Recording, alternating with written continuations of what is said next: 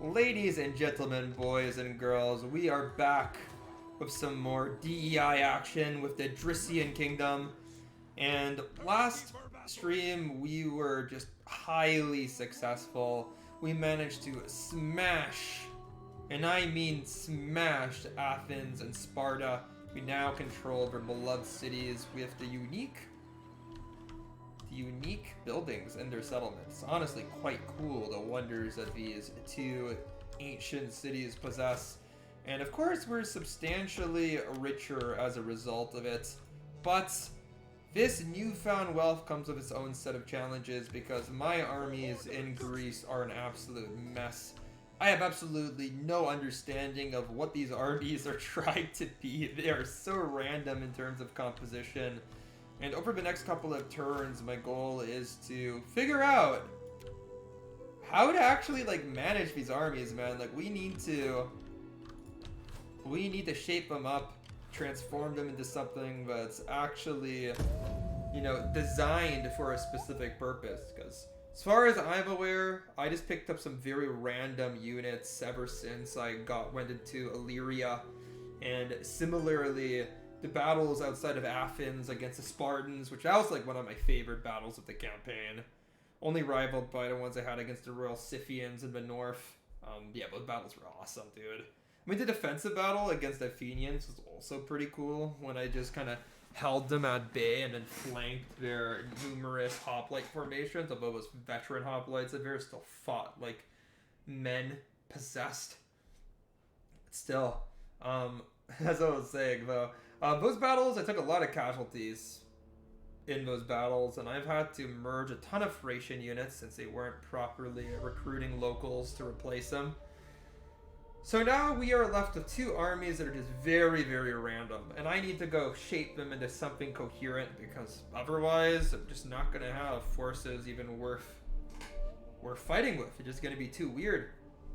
The other thing is that I have this army parked outside of Epidamos, and it is one of those armies that I designed in Thrace deliberately. It's a strong army, so we could probably take Apollonia soon if I just send a good two armies to take the settlement. So Apollonia is my next target, but afterwards we'll deal with the Phini. Although, yeah, the public order in these areas is just absolute dog water. We can figure out how to patch that up. Pergamon at War of the Ptolemies. Pretty cool. You know what? I think I'm still at War of the Ptolemies, and I don't want to be at War of the Ptolemies. If you would speak. Oh, they want to be at war with me. I'm fine with that. It's kind of weird, but whatever. See, is this army? Yeah, that's okay. This army's recruiting. It's pretty nice. What? Going ashore. Whatever. That's it. Ready for battle. Alright, let's go ahead and patch these armies up, like I said. Let's go figure out how to make the composition of these forces more deliberate. So, this force has 2 colonist hoplites, 1, 2, 3 Spartan hoplites, and an Athenian, and a Greek veteran hoplite, which is really freaking good unit. I want to keep that as well. Come on, man. Look at this unit, dude. Look at those stats. 10 melee attack on a hoplite is nuts in DI. Spartans are slightly lagging behind, and the Athenians are a little bit worse than the Spartans. Of course, these colonist hoplites are the worst of all, but at least they are kind of cheap. So, yeah, they're not the same cost as the Athenians, but they're worse, I think, or are they the same? Let's compare the stats. How about the morale? You know what? They are slightly better than the Athenian hoplites, so never mind. They're not the worst hoplites I have. The Athenians are worse. But anyway, okay, this army, and I wanted to get rid of this Thracian archer, because I'm like, I have Rhodian slingers. Why do I need a Thracian archer? I'm gonna have 1, 2, 3 cavalry units. I have 1, 2, 3, 4, 5, 6, 7 pretty good hoplites. I mean, I could go for another Rhodian slinger if need be, although I just can't get any. Could go for some more hoplites. Could go for some more cavalry, and of course, it would be nice to have some units that help me shore up my flanks as well. for battle. But you know what? This army's still repairing, and Greece is gonna break out in rebellion. Actually, never mind.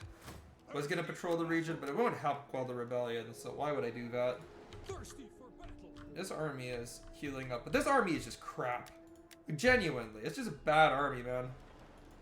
There ain't much else to say about it. Warriors all.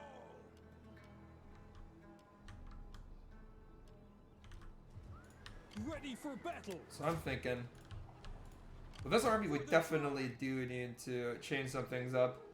Now I'm thinking we have a decent hoplite corps. Like, that hoplite corps could stay. And honestly, these, like, Thracian Sicca Bearers, they fought well for me. Like, they have shown themselves to be reasonably strong units. These Threo Spears are mediocre, as all Threo Spears are. There's just nothing special about them. But this army has almost zero skirmish capacity. Apparently, I can't get the Dart Slinger. I need 4x. What do I get here? We have five more places to fill. I mean, I could just go for these hired lancers, so I have a cavalry contingent to this army. Fight with us. It's a good life. Get some dogs. And then I guess another Freosphere. Or, I don't know, maybe I just get another unit to help hold my flanks. I mean, what options do I have? Nagriani and Sellsword, they're pretty damn good. We'll just recruit a ton of mercenaries to help with that army. Then for this force, I mean, similarly, I don't have a lot of good melee infantry. I have some great hoplites now. Very bad melee infantry. You know, we could go get 2 Thracian Furrow Swords. I mean, those guys, they've served me well thus far. And I can go get another, I can get a cavalry unit next turn. That would be pretty helpful. But let's go for that. Meanwhile, I have this army here. It's just patching up. No, I think that's pretty good. Our units are recovering. Yeah, it's pretty expensive. We have to recruit quite a few local mercenary troops, which are never cheap, but that's okay. Good thing is that our income level is still pretty high all in all. And we actually have enough supplies for my armies to repair themselves. Next turn, we probably won't get any recruitment just because it's the winter, but that can't be helped. Alright, boys. And the plan's very simple. We get my armies into fighting condition, and then we go take on the Epiros at Apollonia. That's going to be the first battle of the stream. Then afterwards, we're probably going to go take on Defini. My Thracian diplomatic allies who just refuse every type of actual alliance. Man, look at that, Galatians on the coast, checking me out. Like, damn, if barbarians are in charge of Greece, surely it's not nearly as stable. Surely we won't fight as hard. Perhaps we can go get a nice slice of the pie. Maybe it's time to cut diplomatic relations with the Defini for now. Do it nice and early so people don't hate me when I declare war on them. Slave revolt imminent. Macedonia. Always slave revolts, man. Always slave revolts.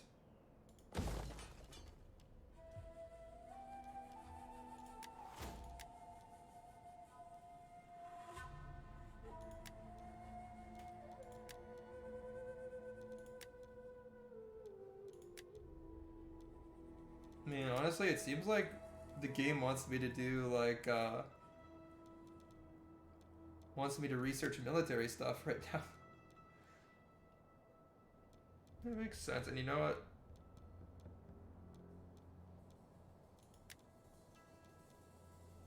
To be fair, it is how I get a better, like, Odrysian and stuff, so... Damn it, this increases my upkeep cost? I mean, it also makes my units a little bit better, but... Damn! Every single tactical thing I do increases my upkeep cost, but also makes my armies somewhat OP, so... Kinda worth it, kinda not. For the tribe! Further orders? Wipe them out! And we can go ahead and just wipe out this damn rebellion very easily. Getting on our way! Thirsty for battle! Wait, no, we don't want to raid. We want to patrol the region. That will keep public order somewhat stable. Ready for battle! And this army is basically fully built and ready to rumble.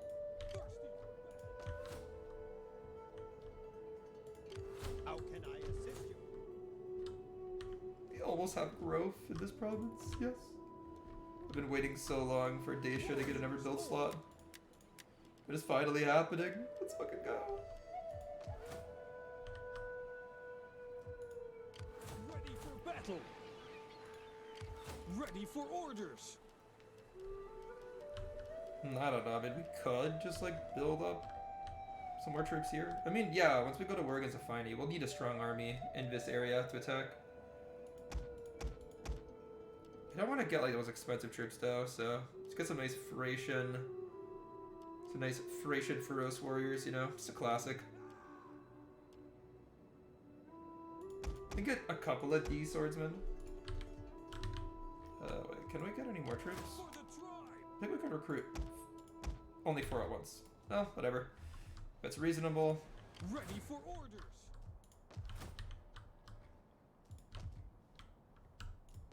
Yeah, there ain't really much to do here other than wait. Thirsty for battle! I mean, over here, the Cretians are getting maximum militarized. You know what? I think it's time to go check in on our spies. Was Ardhan? Are they at war with Chimeria? Slaves, Cappadocia. No, we're just like randomly here. For no damn reason whatsoever. Yeah, let's go ahead and check out what's going on over here. And it doesn't look like the boss Chimeria has really expanded successfully. No, we haven't. The Cartley owned this. I didn't even realize that. But Chimeria is falling apart. Maybe it's time for me to grab a little piece of the puzzle. Oh man, am I gonna miss my opportunity here? Maybe it's time to jump in, boys.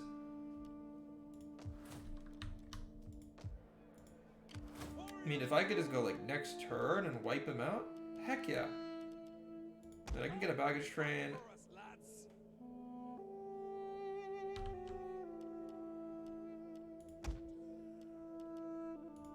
Just get whatever units I can, man. I don't need to be super selective here. I'm gonna go see, like, if Chimeria is falling steadily, then it's time for me to capitalize on their weakness. It doesn't really help my cause of getting my armies prepared for war if there's constant rebellions breaking out that are just gonna suck my troops. Although there's a fighting army like right here, they might just go and scoop up these damn rebel traders, put them to the sword. Well, I mean, I suppose they're not rebel traders, they're slaves, so maybe not rebel traders. That's the wrong way to identify them, but we'll still wipe them out. So yeah, boys, right now my goals are actually expanding. Perhaps we can go and take some Chimerian settlements. I mean, you know, usually Chimeria expands through the Caucasus pretty soundly, but it looks like the Caucasus people actually got the best of them. Will you agree to Which is so bloody weird to me. I mean, the Caucasus, like, armies in DEI aren't very good.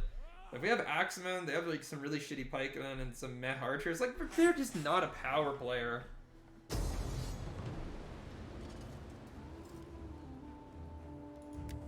I mean, this just seems like one of the best opportunities that I have to beat the rebels cheaply, you know? Finey should take the majority of the casualties here.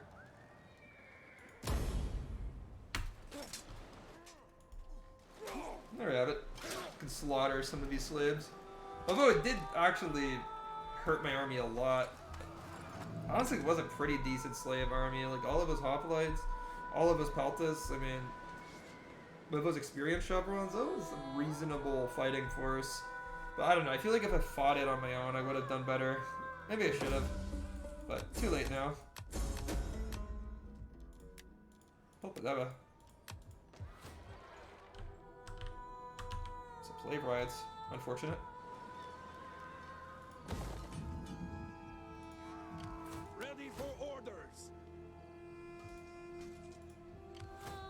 Well, this army is like fully formed at this point.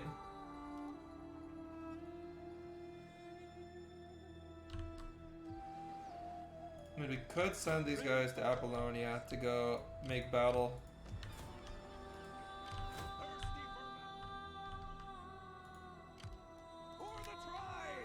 I'm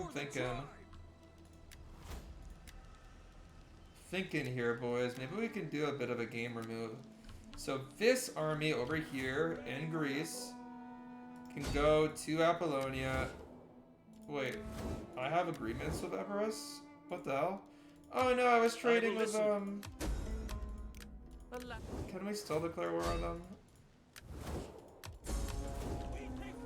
them? Trustworthy is better than nothing. And then this army can just like go over here. Is there nothing else? On the move, lads. And we can patrol the region. Stragglers will be left behind. Warriors all. I mean, actually, I was planning on recruiting some more cavalry for this army, but I suppose it doesn't really matter. We take this settlement for the tribe. What are we dealing with here? Honestly, pretty strong troops. I don't see any weakness there other than one levy unit. But then the majority of the army facing me would just be a garrison, and I never worry about garrison. Plus, they'll deploy piecemeal, which is super annoying, so... At least for, like, I mean, annoying for the enemy, I mean. Yeah, so that's there. Finey, though. Sit, friend. Again, unless you want to join my confederation, let us have good wine until we I am can talk not- no more. I'm not giving you guys anything. It's time to cut diplomatic relations with these fools. We have need of talk. So very deep. You guys may hate us after this, but you have to understand that you guys impelled this by not wanting to bow and scrape to me, as you should have. Now, what do I need here for my Finey invasion force? A lot of brutal assault infantry here with these Furos troops. They'll do well in melee combat. Get another day swordsman.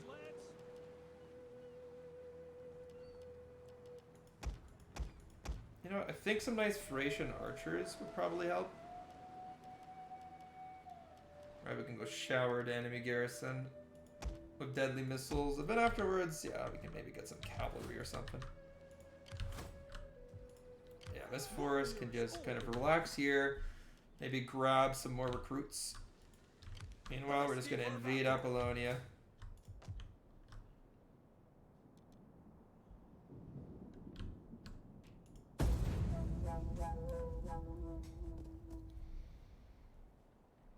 Ah, I forgot to deal with Cameria. Right.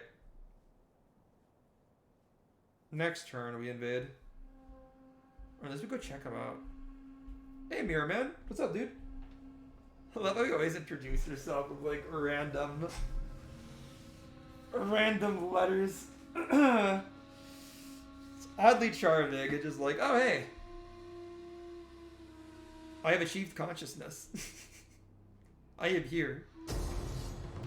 Ooh, yes. Epirot's attack. Although, it wasn't the full entirety of her force, because, yeah, their navy can't participate in a battle like this. So we'll fight outside of Apollonia for control of the city. Now, it's pike on pike here. But, because I do have all these Romphia warriors, I think that my supportive element is stronger than theirs. They might have better cavalry. Like, they have Thessalian cavalry and hired lancers. Like, at least their cavalry is better as shock troops, but... Oh man, this is gonna be such a weird battle for pikes. Just like Cynocephali, we have, like, very, very disbalanced terrain. But you know what? I think that maybe plays into my hand, because like I said, my support troops are a bit better. So if they can... If they're gonna make the major difference here, then think the advantage lies with me. Of course, pikes move really, really slowly in this game, right? Like, hoplites and pikes have a movement of 2, while say something like my Rompia warriors a speed of 3, and like skirmishers a speed of 4. I mean, even my Thracian nobles move faster than pikes or hoplites. So, at the end of the day, the pikes are gonna get to the battle much later than the rest of the infantry. I could play a role. Okay, the Macedonian hired lancers. I mean, I see a chance to charge downhill at them, so I'm just gonna go ahead and take them out. Gotta get as much missile fire into them as possible to encourage once they engage. I mean, yeah, that's true. Especially because they're pikes, right? They're not super good against missiles. But for now, it looks like it's just gonna be mostly a cavalry fight. And we got the downhill charge, but we're closer to their army, so they have missile support. But so far, it looks like our cavalry is losing the engagement. We'll take it. I mean, I don't want to get screwed over by missiles here. Especially because he already disengaged his cav, so yeah, we just retreat with our cav. Retreat, retreat! I think that we gained a pretty, like, pretty solid advantage, though. Yeah, we'll get my... set up my archers here. That would be a good position. My general just got stuck in against Emperor levies. Oh, this is gonna be a slaughter, man. Thracian nobles going up against levies. We're just gonna... it's gonna cut through them like a hot knife through butter. We're gonna stand no chance against my elite infantry. Well, these guys, I mean, yeah. I mean, my Rompias are charging downhill, and I think that they can break nearly anything in this fashion. The men are wavering. So the enemy are kind of attacking my cavalry. Yeah, my nobles are about to blitz through the enemy. So I need to go ahead and engage phalanx formation. Yeah, I kind of let go of my cavalry here. I threw a little bit, but... oh, man. No, I really threw with my cav. I suppose it doesn't matter the most because infantry is just gonna win out the day here, you know? I'm coping a little bit, but I don't think I'm entirely wrong. Infantry is more important than cavalry in this battle.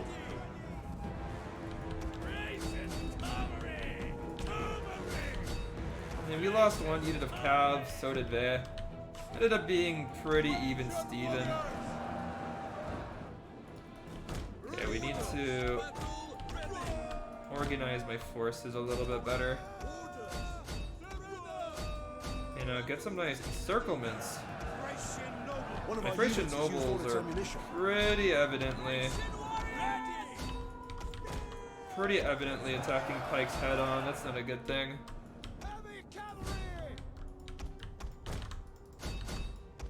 Some more Thessalians are getting engaged.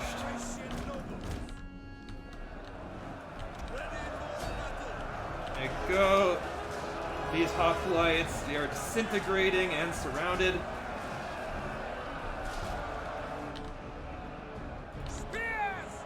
I have no idea what's going on. Like this pike battle is just absolutely disorganized. Like neither of us can really deploy properly on this hill, it seems. Trying to blast this pike from the flank. It's going alright. Starting to waver. Hitting these guys in the flank. Dude, this is such a chaotic battle. This is so random, man. Oh, but the Greek citizens are coming into play. Let's see. I mean, over here, just pike on pike, complete carnage. I mean, yeah, my flank attack did do like pretty crazy damage, and they were winning the cav fight originally, but we did get the better of them at the end. You know, I'm gonna send my Thracian noble to go kill some Greek civilians. They'll like that. Oh yeah. I think at this point we've decisively dealt with our cavalry. I mean, these Greek citizens, they will fall pretty quickly at the front of my phalanx. Let's reform my archers. And, okay, I see the Emperor King right there. I'm gonna charge him frontally with some Ramphia wielders, and in the back with cavalry, although to go get at the enemy archers. They're doing great damage to my Ramphia, as they should. But yeah, I mean, these hoplites and pikemen, they're just completely surrounded at this point. Might as well just fall on them ravenously. General should fall as well. Yeah, this like initial elite army of Epirodes is definitely fallen, and it's mostly the garrison left. The enemy general. I think there was like a couple of other troops as well, but this is like mostly a garrison from Apollonia. Since it's a garrison, you're not gonna have the best troops. They'll be numerous, but they won't have very high morale or anything. Yeah, let's go reform some of these guys. They're all just in a massive blob. Since the hill just disfigured any chance that we had of like holding a proper position. Generals ended up in a very random place to go on the flank, but it's pretty safe since the only people facing him are just Greek civilians that get to go stabbed. Get stabbed. These pikes, I mean, okay. I think on my pikes, along on my nobles, can absolutely encircle and destroy that hoplite on the flanks. I'm gonna go for that. Ramphia wielders here, right? They just tag team a militia. One of our units has used all its ammunition. There we go. Engaged. Hoplite versus pikemen. I mean, my pikemen should win that in general, but with Thracian nobles charging their flank, it should be absolutely pointless to resist. Like, hoplites don't do well frontally against pikes. The whole thing about having shorter spears doesn't really work out that well. One of our units But then with has the used all its nobles ammunition. holding up their flank, yeah, this Greek hoplite will collapse. See what's going on in the center.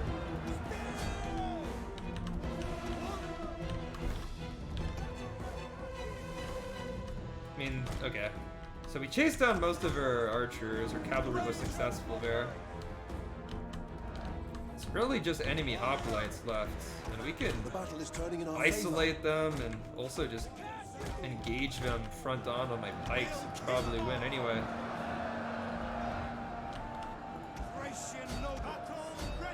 Like, yeah, we destroyed that Greek hoplite pretty quickly. You know what? Let's just charge this Greek militia head on with Ramphias, and then my cavalry hits them in the rear. Nice hammer and anvil to break those guys. We have some nice pike on hoplite in the center. Yeah, these Ramphias will just go in and hit that Greek militia.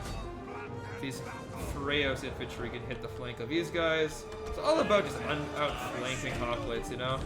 That's their main weakness.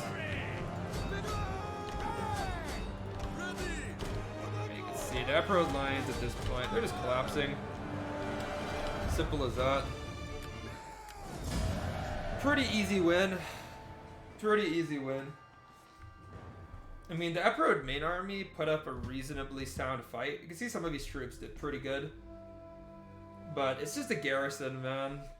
The thing about garrison troops is that they're complementary to a force like this. Like, if you get all those hoplites in to add to these guys, then it'll go great. I mean, like, the cavalry can support the hoplites, you have infantry that can support, pikes as well. I mean, you'll just have an overwhelming amount of phalanx troops if they kind of attack together. But if you attack one after the other, like we did in that battle, there's really no chance.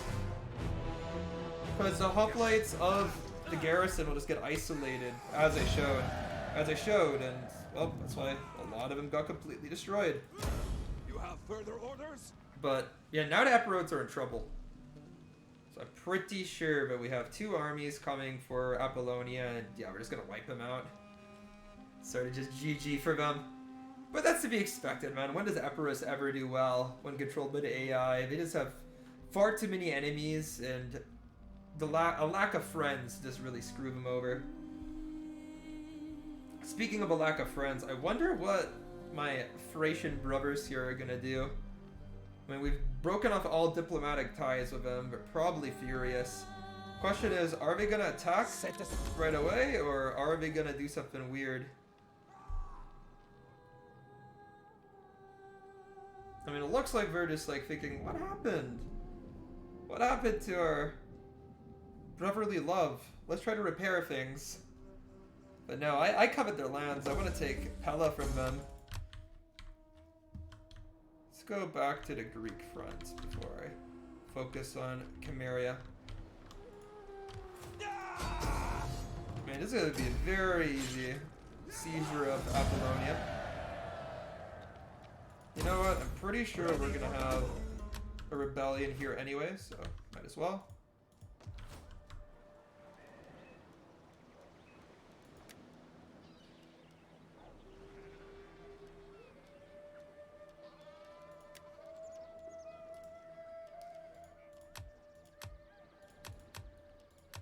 I mean, it doesn't look like there's any type of special like recruitment here or anything. Just normal stuff.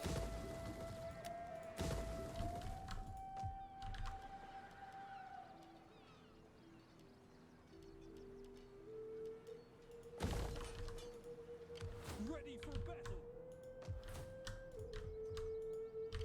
Ready for order. Okay, let's get this army in position to make a move in the Finey.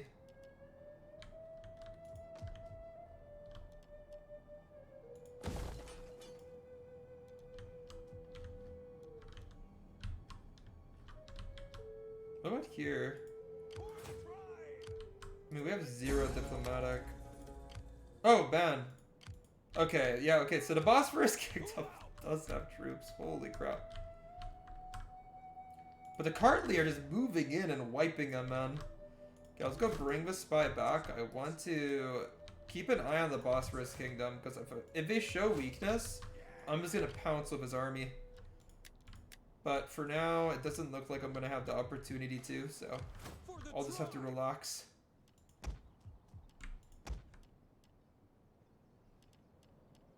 Oh, you know what? This cavalry is a little bit overpriced. I can dismiss them and then grab some, like, decent cavalry from Athens that I can train locally.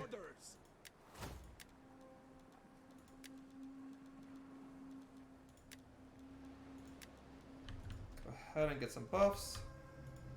This army is positioned to potentially take Pella. Man, I could position this army to grab this settlement too. I mean, Amphia's pretty exposed. It's not like they have a particularly strong garrison there. Dude, I'm questioning whether I should just declare war on the Finey right now. The problem is that they do have this army like right here, but it's weak, man. This is not a strong army. There is the army in Pella. That could be somewhat annoying, but you know what? No. I have to wait 5 turns. You know what? I can wait 5 turns. It's not a big deal. Helps, gives me some time to stabilize things, if anything. Let's see how public order is doing in the meantime. Man, Thrace is, as usual, just not particularly happy. Dacia is. Sarmatia is. I think we're fine over here as well. Go upgrade a city.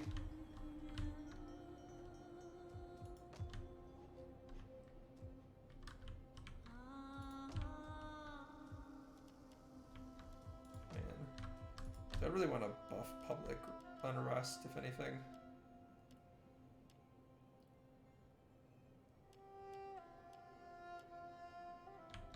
Get the fortified, or we can get the trade hub. I could get the trade hub.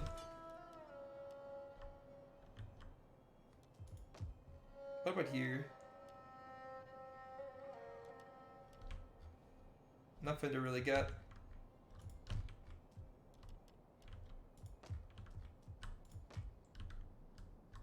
All right, boys.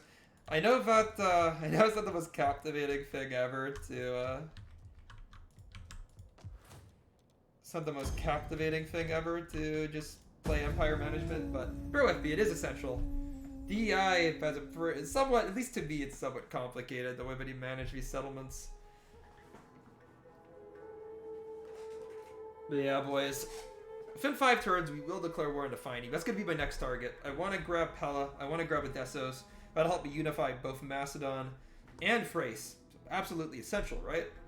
And those are you know, pretty important things to me. After all, my win condition involves having both those provinces, so yeah, I kind of have no choice but to attack.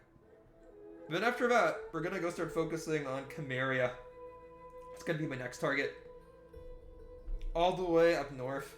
I mean, the Bosphorus region is so freaking rich. Like, we wanna get a piece of that. We wanna get a piece of that for sure. But then there's some other minor targets I have in mind too. I want to go take Crete, help me unify Hellas, as well as I want access to those Cretan archers, man. Who doesn't want those damn Cretan archers? They're sick. Although they're kind of interesting in DI. They're like the shortest range archers I have seen in the game, but they do amazing damage. It's like they have bolt throwers instead of like bows or something. It's insane. Very unique unit. Just promote. Whenever someone tries to kill you, apparently you're just supposed to promote them. I don't know, it's a precedent that I really want to, like, endorse, but... No, Thracian Pirates have spawned. Cool. I mean, not really, but whatever. I suppose we're gonna have to deal with them. I'm just looking at the population that I have here.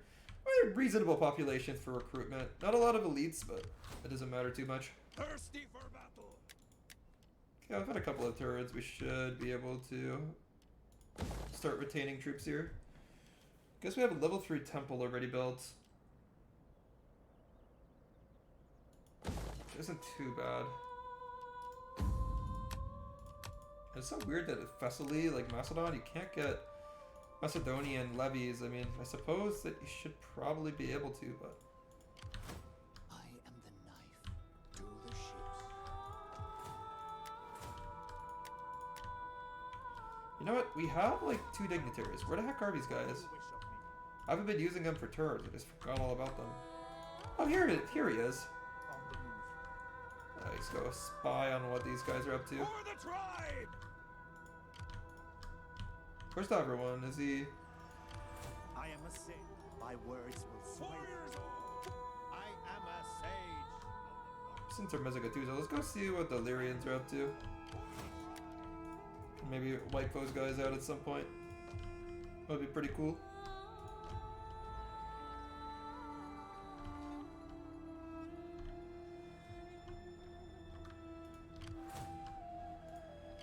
Ready for orders.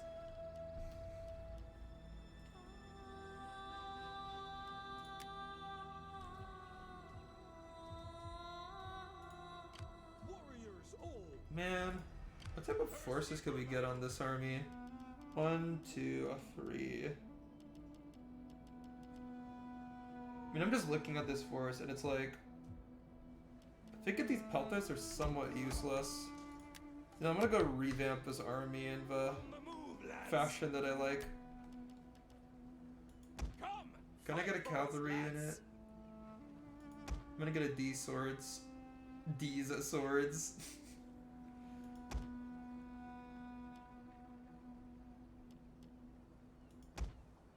I mean, heck yeah. Bro, this army's insane now. Warriors all. Way better than previously with the peltas. For the tribe.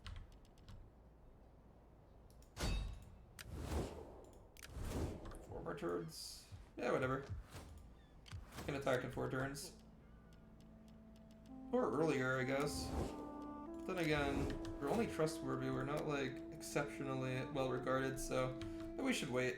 What about diplomatic relations? Is there, like, any factions that want to ally with us?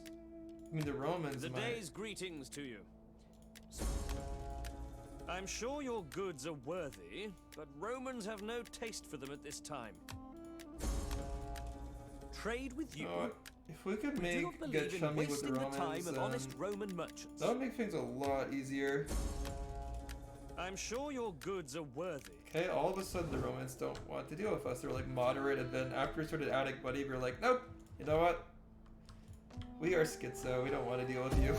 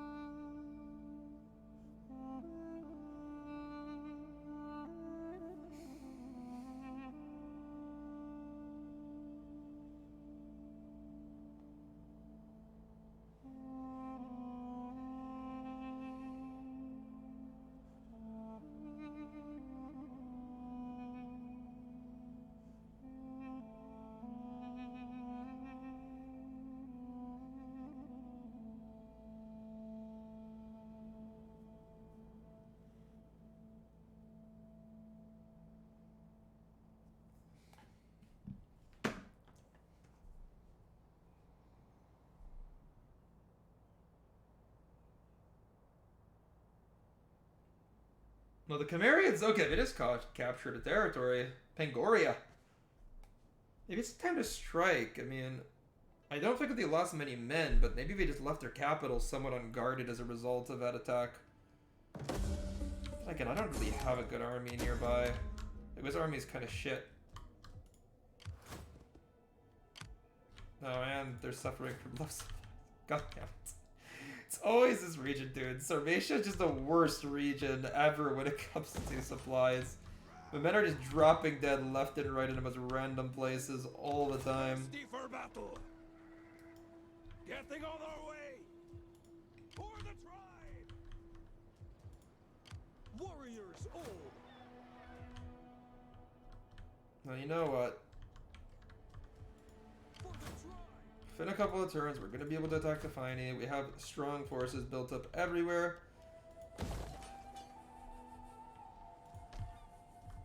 We're investing in some nice upgrades. Several provinces. Man, I don't think that there's a whole lot to do this turn. It's the winter. Dude, what could we do even?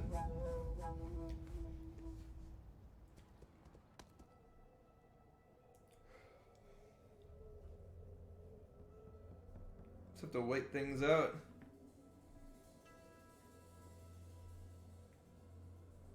Come the change of season, though, we're ready up for war.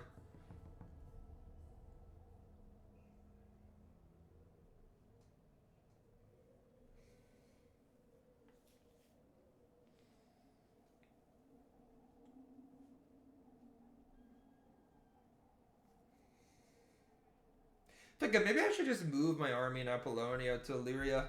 Probably help them get troops quicker. And Illyria is just such a well-established province for me already. With a reasonable supply and lots of good buildings. I think I will probably be able to get some troops there to replenish. Yeah, I'll move into Illyria. Then it is a question, do I want to violate international law We have fight. and attack the Finey early? No, I honestly don't. I'm gonna be like in the red diplomatically. No one's gonna want anything to do with me if I do that, and I'm just gonna get attacked by like 10 factions at once. I've seen this play out. Huh? Well, that's honestly suicidal. Huh? You know, good luck with your rebellion, I suppose, you damn Thessalians. I mean, you look pretty good in that armor, but self-preservation definitely lacking, as you can see. Goodbye. Crushed by the Balkan tribes.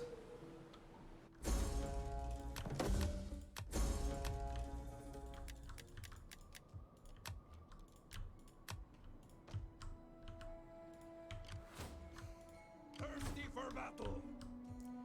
Problem is that if I move this army out, then things are great. And then in Illyria, I can get even better recruitment. Oh yeah. We can patch things up pretty quick over here. Thirsty for battle. Meanwhile, this province, I mean, things are getting better for us. We have at least some cultural influence now. For the tribe. And this army is like almost fully patched up. This army's back where it belongs. It'll heal up in a turn or two. How can I assist you? I mean, honestly, I just need to get back to Pangoria so I can spy on it. How many turns left till I can attack? 2? So in the fall. Well, that makes sense. I can attack in the fall.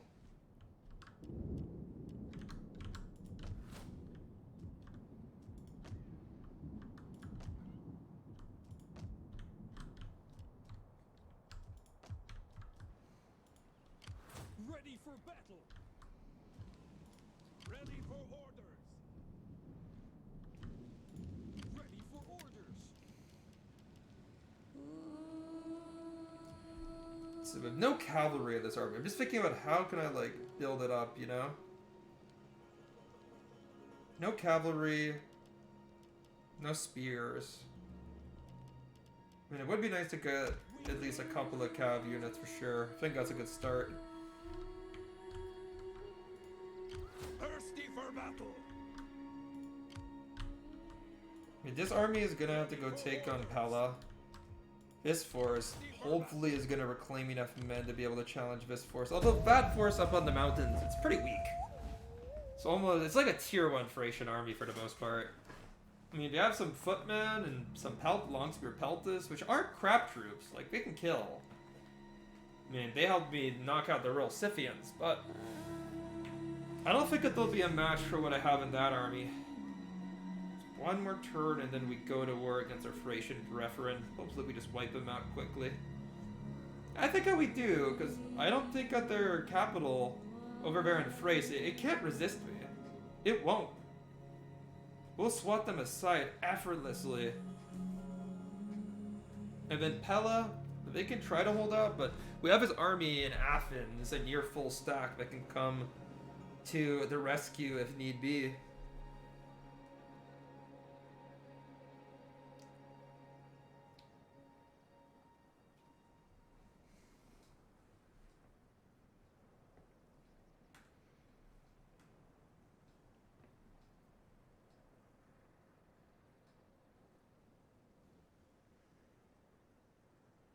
One more turn till the war starts, boys.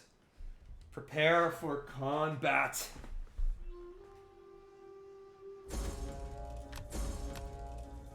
Trespasser, finding, well.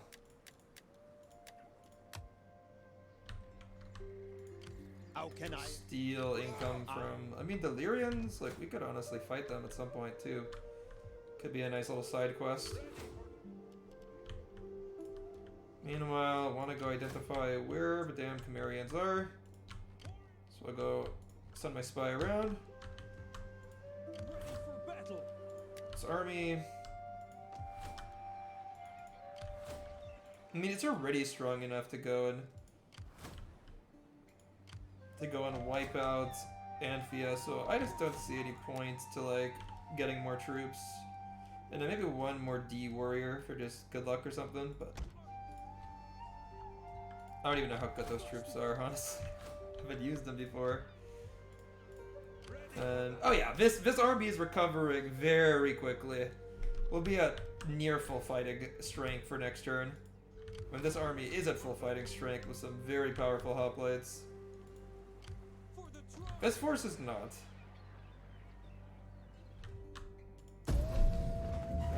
But we'll be able to recruit within a couple of turns because my public order buildings in Hellas are almost done building.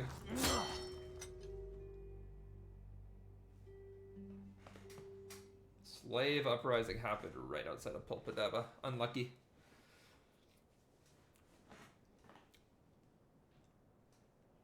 And honestly, Thrace is basically just a slave detainment camp in my campaign. We've had so many slave uprisings. Like, we have a slave trading settlement, but clearly we're not very good at it. We are not good at keeping slaves from not, like, rebelling and just spawning a full stack and taking up arms. We've got a Spartacus every 10 turns coming out in Thrace, boys. We're rolling out these Spartacuses left and right. Like, Hollywood's got a fake of me. There's so many good premises for films. Each rebellion of its own drama, I'm sure. But nah. I'm just gonna mostly ignore it. I don't think a bunch of slaves are gonna be able to take Pulpadeva. You should have a pretty competent garrison force there capable of resisting, so the slaves will have to stand on the side of the settlement, withering away. Either dropping from starvation or deserting. And we're gonna go deal with the real problem, which is this non-compliant ally who did not want to confederate with me. There we have it.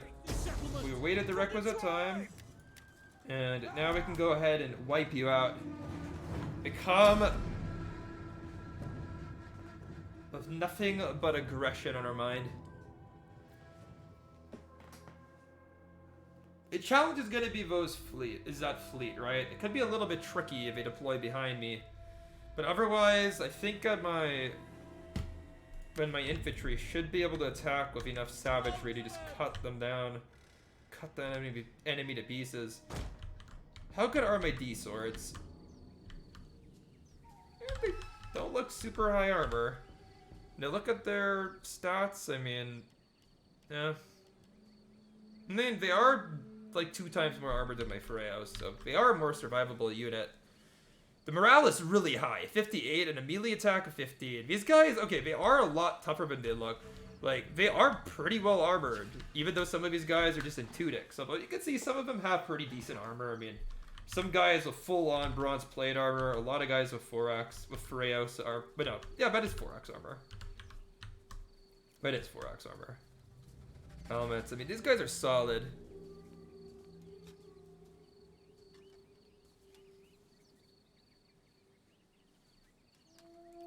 Yeah, these guys do really well in the charge too. Like, these are solid semi-elite infantry, I would say.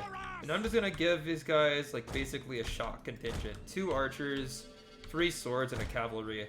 They're gonna have to go in and annihilate this flank. My Freya's swords, I'm just gonna kind of deploy like this, and we'll just engage the enemy on general terms. I mean, the thing is that they do have skirmishers capable of dealing immense damage to me. Like, I cannot out-skirmish this garrison. Not one bit. But my infantry is like kind of a semi-professional warrior force, and they should be able to cut the enemy down to pieces.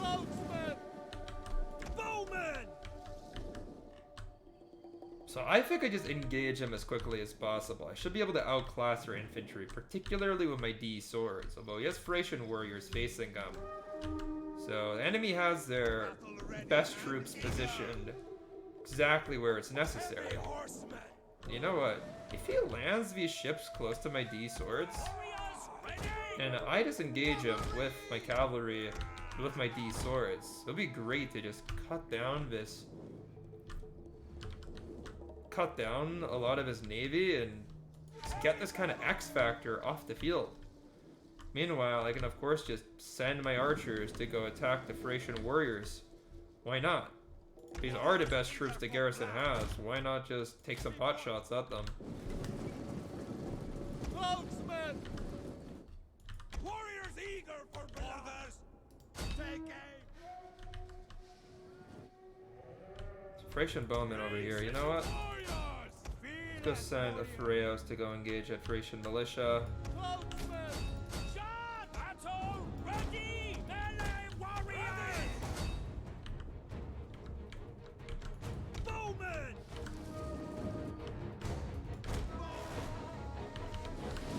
It's like the enemy's pushing forward, trying to charge my center.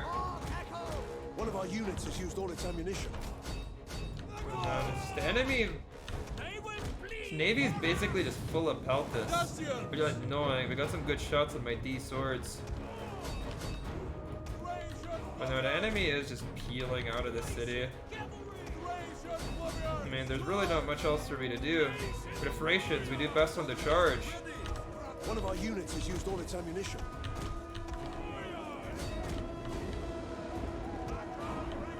We just need to countercharge them, really. I mean, on this side, I think we've wiped out like half of our Beltis at this point. Wait, what is this? Is this a Thracian noble? Yeah, it looks like it's basically a Thracian noble. Man, that just means I can charge him with some D swords. I mean, these swords have Phalluses too. If we charge him in the rear, should be able to cut them down reasonably well, and then my cavalry should just keep on pursuing his skirmish. Meanwhile, I mean, he did charge forward, but we can't allow ourselves to keep on getting shot in the rear. But on this side, like, you know, we just need our men actively engaging this line. They've kind of overextended themselves. They're just forming this bulge so we can surround. Given that a lot of these troops are just militia and stuff, they should shatter with relative ease. In our favor. Meanwhile, my cavalry's freed up here. Got a ridiculous number of kills on enemy skirmishers, and well, now we can go and hunt down some more enemy skirmishers. Good for my cavalry. I mean, the skirmishers are just being hounded, man. Shot by my Thracian bowmen. Chased by cavalry. Chased by furrow swords. I mean, it's just not good. The enemy general is dead. Meanwhile, we should just be winning this brawl in the center. A lot of his troops are encircled, and those that aren't are still in a pretty bad state. And there we go. When they charged, the garrison kind of gambled when they just charged forward like that. And, I mean, I appreciate it. They knew what they were going to lose otherwise, and they maybe saw an opportunity, but you know, the Thracian garrison troops, they just couldn't out-shock my shock troops, you know? I made sure to have better troops in this army, believe me. There's a reason I built this army the way it did. It performed as much as I expected. They just simply outclassed the enemy and chopped them to shreds. Man for man, sword for sword. In the fine, you should be inferior, man. We own all of Dacia, most of Thrace, Greece, I mean. This is just some minor Thracian kingdom to me. But hey, there we go, boys. Amphia is ours, and hey, nice little public order building. Don't mind if I do. Honestly, kinda what I wanted. This is +8. This is -4. Nice little trade-off, I guess.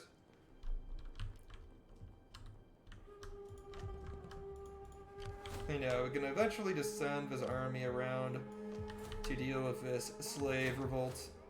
Pulpadeva has a pretty reasonable army over here, so they'll be able to deal with them. Now, when it comes to this, let's go ahead and hunt these guys down.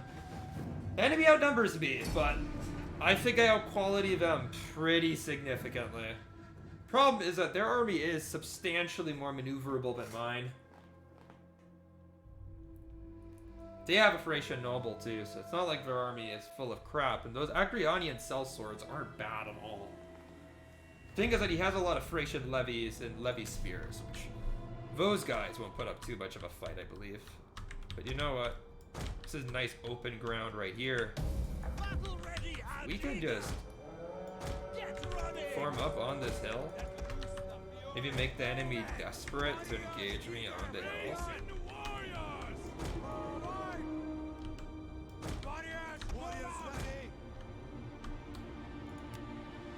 That would be great, but for now, I have absolutely no idea where the enemy is. There they are. Speaking of the devils.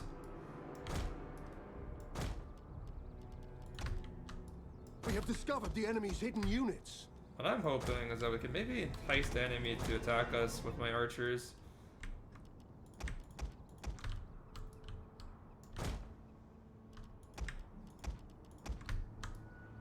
Deploy 3 melee units to each flank.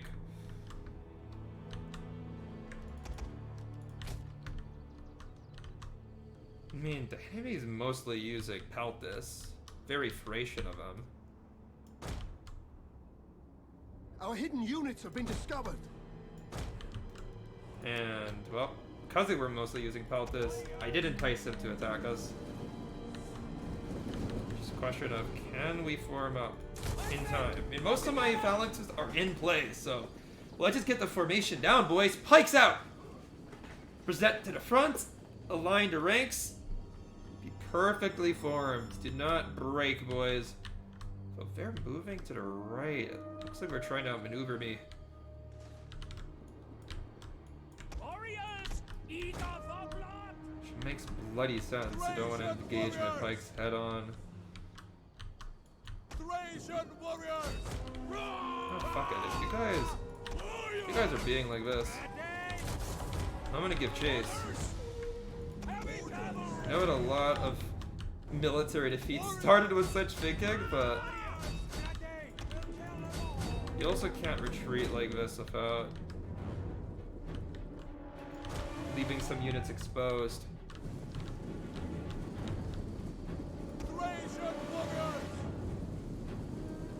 To be fair, my Peltas are lighter than some of their troops. Oh man, these Agrionians are completely exposed. And I have shock cav.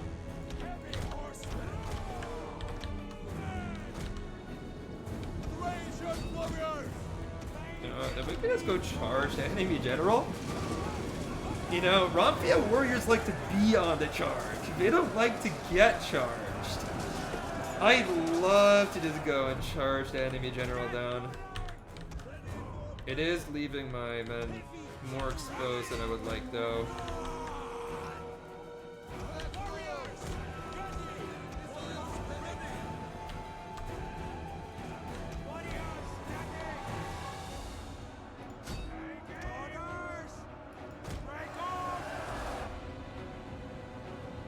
Crap, Odrysian warriors are losing this decisively, apparently.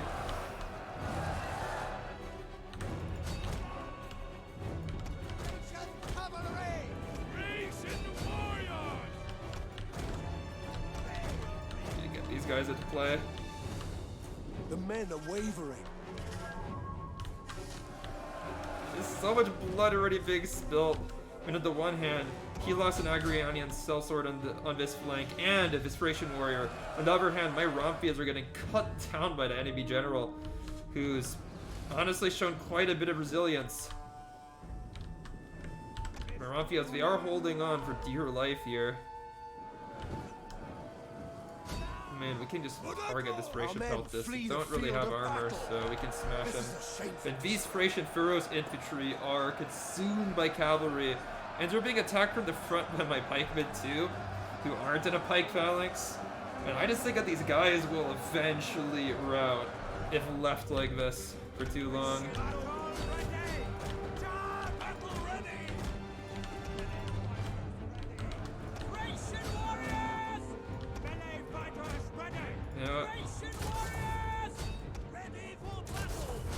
I just have to withdraw these Thracian warriors. I have no choice. I mean, on this side, yeah, we did great damage against this Thracian. Yep, goodbye. The field of battle. This is a shameful display. Meanwhile, I'm gonna have to hold back this ongoing rush of angry Thracians. The enemy general is like, he is trying to escape this.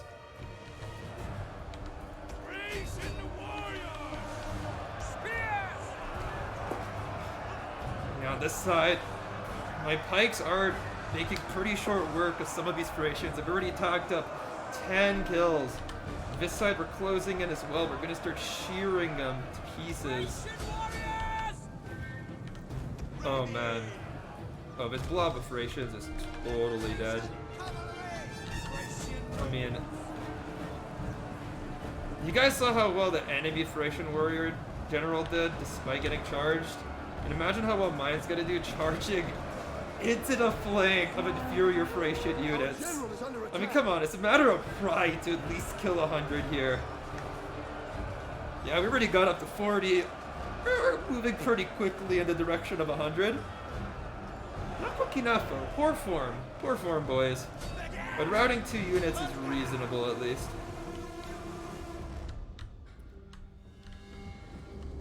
And it looks like the enemy Thracian army has formed up.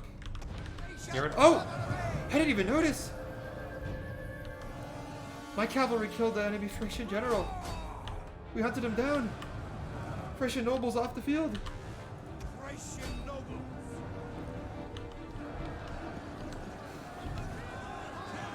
The enemy general is dead. Oh, that's huge. That's freaking huge.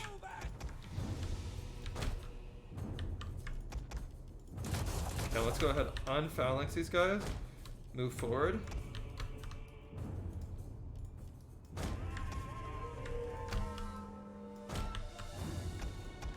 When these like 2 units of Rompia warriors that are like super depleted, they can go off and run from the field. I don't really want to use them and just lose the units.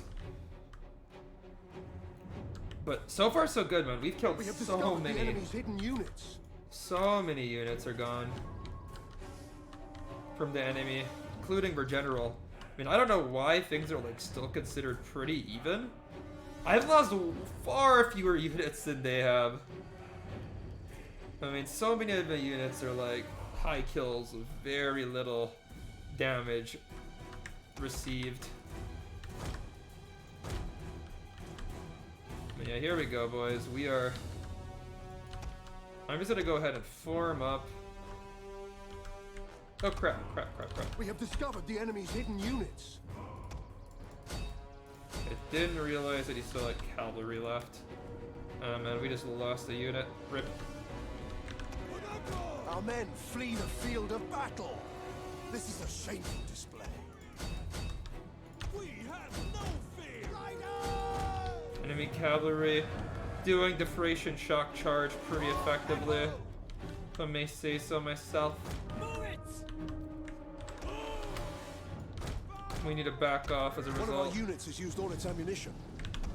Man, the Thracians did charge. The enemy did charge pretty well, but now our cavalry is going to start getting cut down. I mean, they took care of one of my archer units. They destroyed it. Didn't shatter it, but they wrecked it. For now, really need to quickly form some sort of phalanx. Doesn't have to be like a perfect one, but One of our units has used all gotta be its ammunition. something. Thracian warriors! Orders! I want to start moving forward here. Battle ready, Alliga!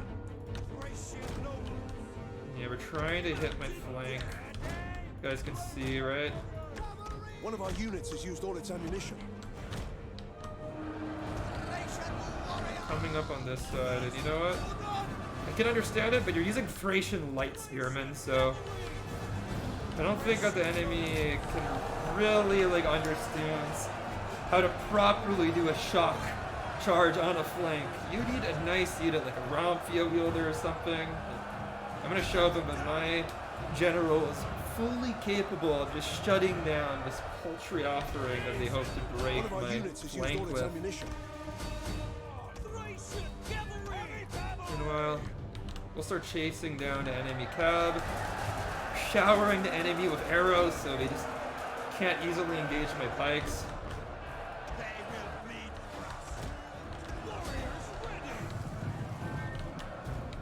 ready! Dude, cavalry on this side. My Furrows shock cab could definitely outpace their melee, their missile cavalry. And yeah, I mean, we're just rolling up the enemy line. The battle is turning in our favor. Enemy are just too squishy. They can't break my phalanx. And my shock troops are just annihilating them on the charge here. Kind of interesting though, because my army and their army were fighting with a very similar fighting style, but they just messed up when they tried to withdraw to that hill. I mean, it was a reasonable position, but it wasn't worth it. They lost their general, which they needed to use a lot better. I mean, look at the difference in productivity between my general and their general.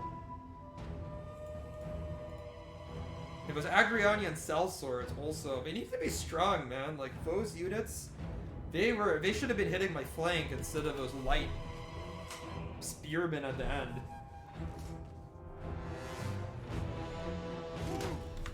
So yeah, this army, Finny army, we're just gonna be losing quite a few men now. Starting out! And of course, I'm just gonna chop them to pieces at the end. Your next command? For the tribe! It's a big loss to the Fini.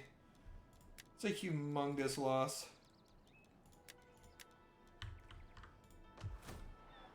So that leaves them with one army. I mean, this... If we get a defensive battle, we can win this. Laying siege! Let's besiege them, because next turn, this army should be able to make it the Pella to assist.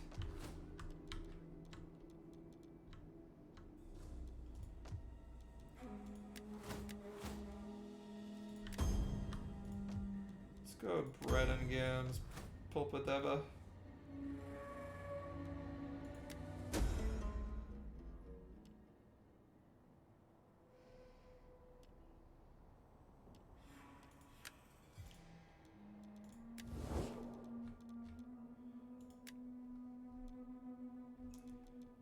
Yeah, we can go ahead and move our capital to Thrace. I mean, look, we're the Thracians, right? We should have a capital of Thrace. Surely that makes sense to everybody. Surely that makes sense. Alright, well, the Fini, they're protecting their final settlement here.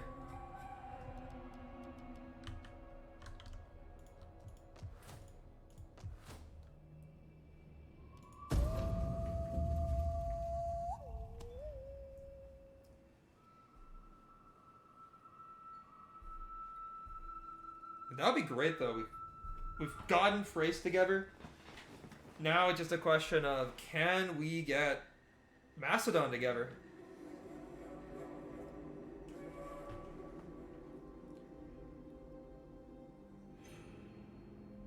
If we can, then GG. We have done... Honestly, we almost have all the settlements, all the provinces we need for this campaign if we get Thrace and Macedon. I'm pretty sure the only things left would be, like, the Bosphorus and Latium. I mean, I could check, but I think we're, like, almost there. Of course, we need, like, 60 settlements in total, which we're nowhere close to, so... there's still a lot of randomness left to do, but... It's always good to have, like, the majority of, like, the required settlements done. All I ask is a... I don't really even want to go to Asia Minor just yet. I'm nowhere close to deciding to go there. So, I'll take a peace treaty with the premier power of the region. And, ooh. Slaves decided to try their luck. It makes sense, too. I mean, there's no way for me to auto-resolve it, so let's fight him out. The other thing is, I don't think that the enemy is gonna have like a particularly strong number of ladders to attack me with. Also, they can't attack with a cav unit, so we're gonna deal with. We're mainly using like these Celtic levy spears, because it's not like I have a really strong garrison either. I have a pretty weak garrison. Thracian warriors, Longspear Peltis, or I guess these are probably Thracian militia if anything. These are just tribesfolk. Yeah, this is a very weak. This is very weak for it.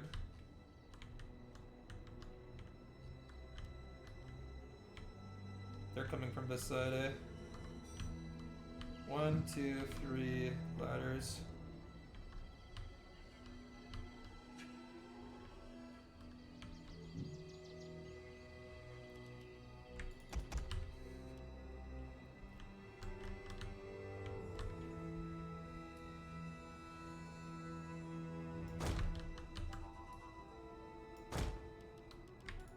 Command! Hold position!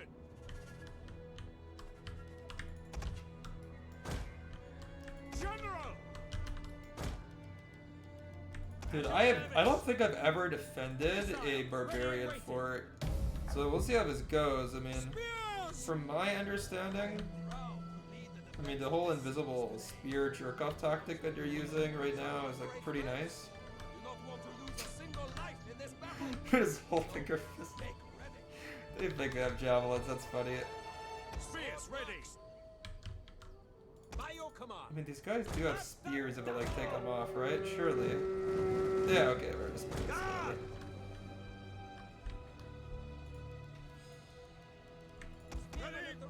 ready. Your orders.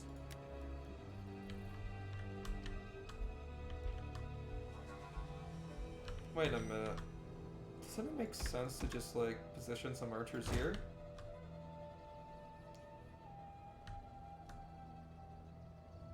The way I'm thinking about this is that if we defend the walls, we have maximum archer tower coverage, which is pretty much ideal. Plus we can put these guys in wherever they actually attack and probably shower them with arrows beforehand. Makes sense too. Makes sense what we're doing. And all we have to do is weaken enemy infantry, and if we can accomplish that, then we win.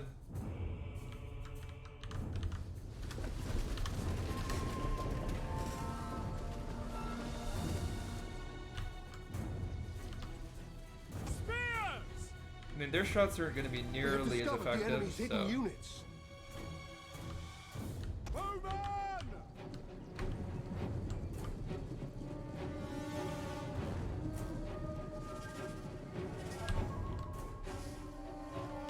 By your command. Once these guys get into range, we're just going to pound these archers to pieces. We have discovered the enemy's hidden units.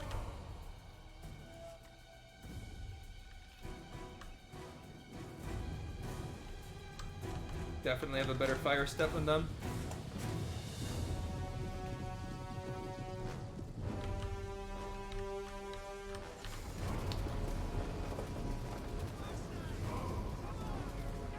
I mean, my arrow tower should be doing some pretty good damage alongside my archers. Some of my archers have shot like half our ammunition. We have discovered the enemy's hidden units. And I mean, I do see barbarian warriors falling where they stand, and one of them's even routing.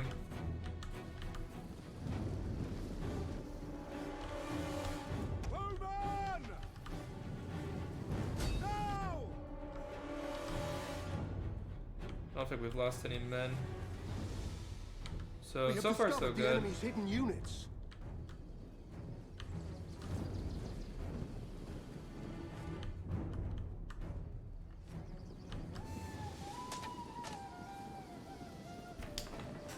I'm gonna kill a couple of our archers as well.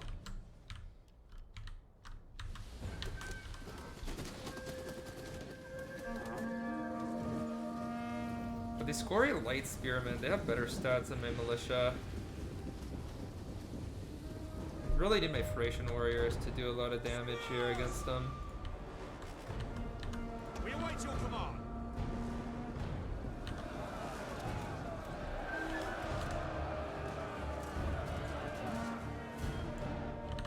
Missile infantry at your command. Yours to command. Bowman!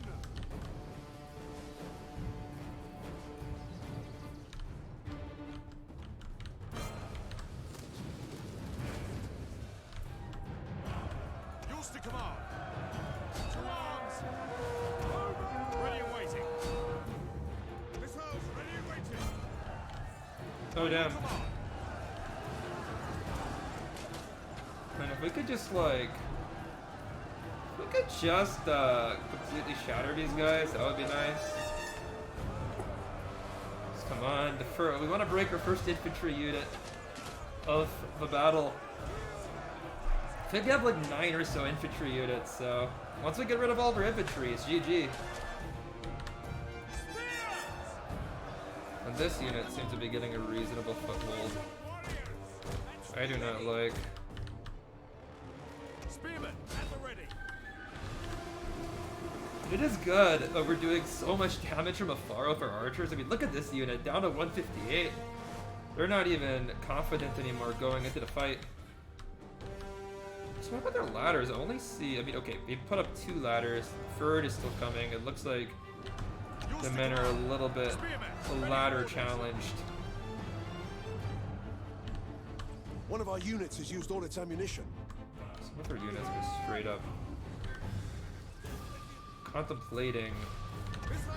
I mean, they might even rout like before they even enter combat, which is awesome. Which is really good. Yeah, I'm gonna get these guys to try to snipe the enemy general. Maybe it'll work, maybe it won't. Pretty sure that this general has enough armor to withstand most arrows, especially by my Thracian bowmen, who aren't the most elite archers on the planet. I mean, we're getting a couple of HP hits here, but you can see nothing's going down on the enemy side. This unit's losing decisively. Ready your weapons. Come on, we can just throw our Thracian warriors in. They'll go into Sickas and cut them to pieces. We await your command. And yeah, the enemy general is just not... Oh! We lost a man! We lost a man. I saw a man go down. Maybe a runt amongst them, but I know now. Yes! They're starting to fall. They're starting to fall. The enemy leadership crumbling.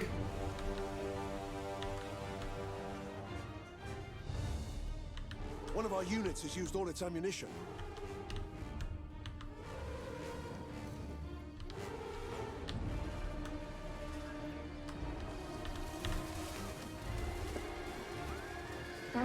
So after all, these are slaves, right? If we take out the enemy general, like actually physically kill him,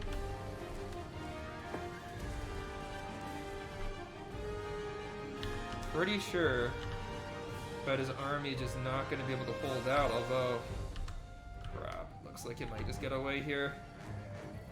I mean, he's shattered, but he just didn't die. Oh, damn it. I needed that stupid general to die. And this unit's just sticking around.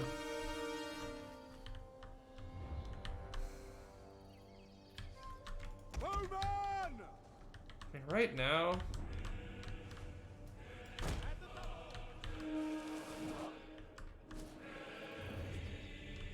enemy just holding back and shooting at my militia. It is causing casualties, like my militia doesn't have great armor. One of our units has used all its ammunition. And I'm almost out of ammo, so I don't see much of a reason to stick around.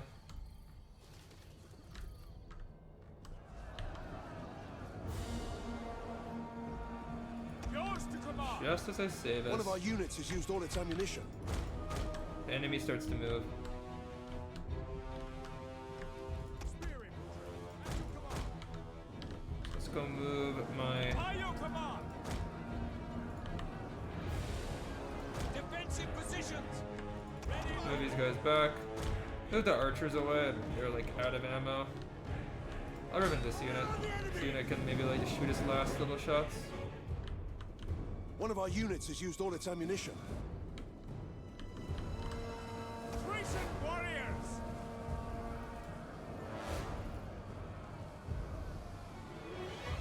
Attack their position. Thracian warriors need to go engage some of these spears. Ready for orders.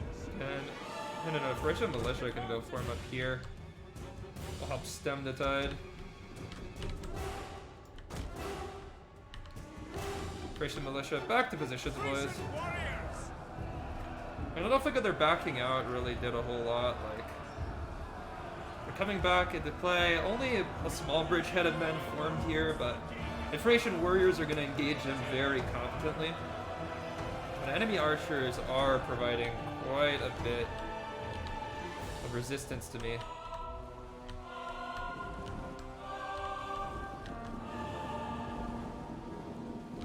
But it's just questionable how useful that resistance is going to be, especially when your spears, they can't hold. Now we're just getting chopped down by militiamen who will happily shatter the unit, make sure that they can't continue to fight. I mean, my men are suddenly showing a lot more bravery. Look at them run up the hill. We're like, yeah, if we're not fighting back, I mean, this is just so much better. We like this battle more.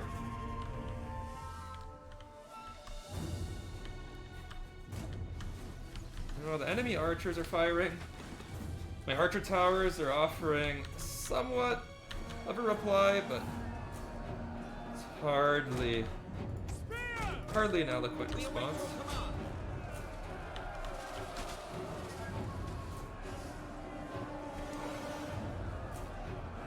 Javelins are doing a lot of damage to these guys, though. We're not even letting them down from the ladder. We're just killing them at the top.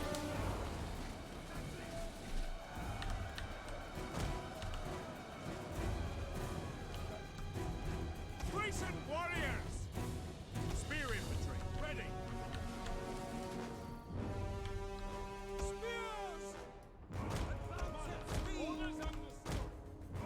Trying to figure, maybe we just go out. I mean, we can go ahead and One of our just... units has used all its We ammunition. can probably kill most of these archers down below. Like, Spears. Thracian warriors.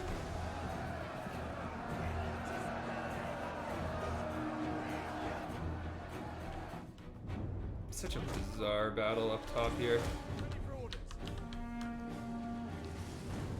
I mean, their general is dead. Their spears aren't making any real progress. Spearmen at the ready. And we've done so much damage to them already that it's like, I mean, militia is going to be able to hold this for sure. Most of his spears are routing. I think the only thing left to do now is just charge down their archers. By your command. One of our units has used all its They ammunition. can't use all of their ammo on me. So as our spears flee from the field, the enemy chances of victory evaporate. We can just go send our archers out to go help us chase these guys down. Yours to command. Melee infantry My Persian warriors have been beasting enemy spears. Okay, the enemy spears do technically still have some men Our in the general is field under that attack. do damage. at the ready. Spears! Ready for orders. Your forward! Ready and waiting. We could chase the crap out of these archers, really. As you command. Orders. Our units are light. Our units are light. Ready. Should be chasing him on pretty even footing.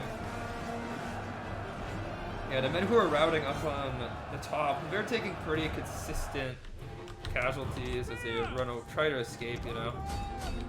It's not great. We cut some of our archers. It's gonna be Thracian archers versus Gallic archers. Not really a contest of skill.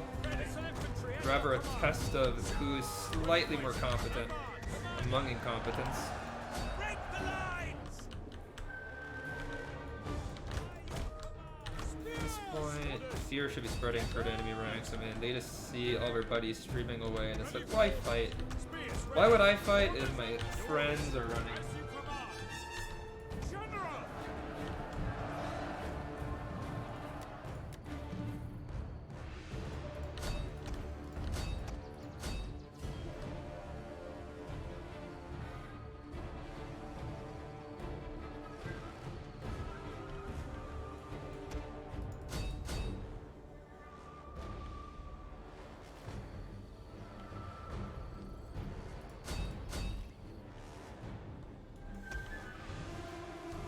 Well, at this point, just some random arch. I mean, they are like silver chevron experience, like these guys. So The men are wavering. does kind of make sense. My militia are just taking way too much heat as they chase archers.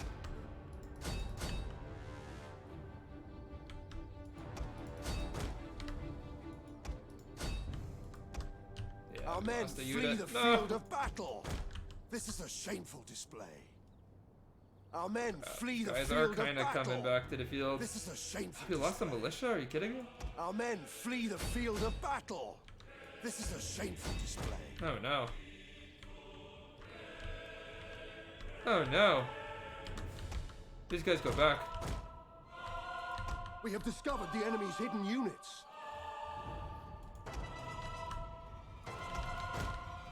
They go back. They go back. We should have chased them.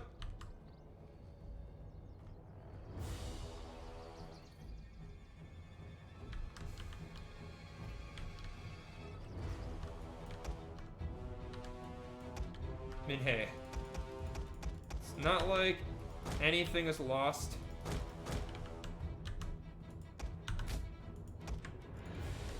Our men flee the field I would of argue battle. that positionally This is a we're shameful display. basically in the same state that we were prior to its sally out.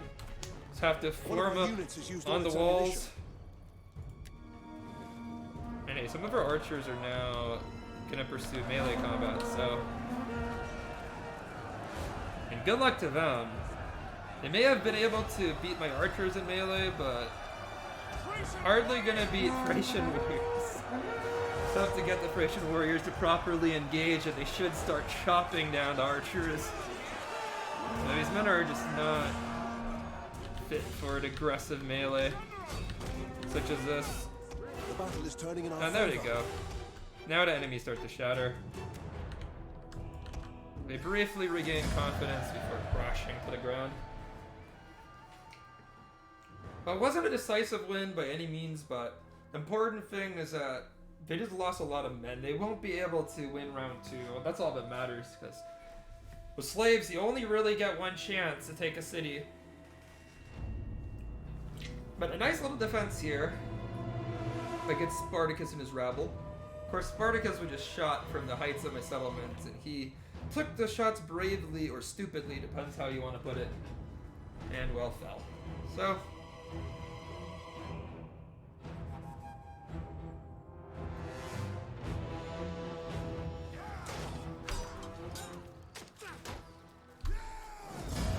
slaughter the slaves, crucify them along the Appian Way.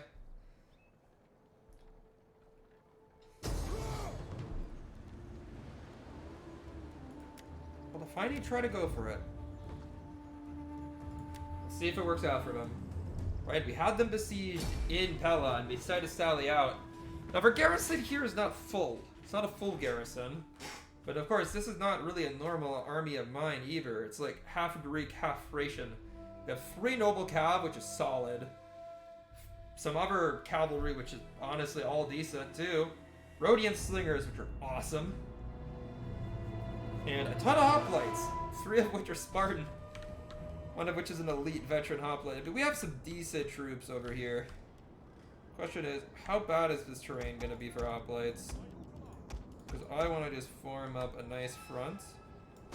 Challenge the Thracians to take it. And have these Rhodians right at top. They have excellent range, so the extra distance won't hinder them too much. So my flanks is going to have to be protected as well as I can.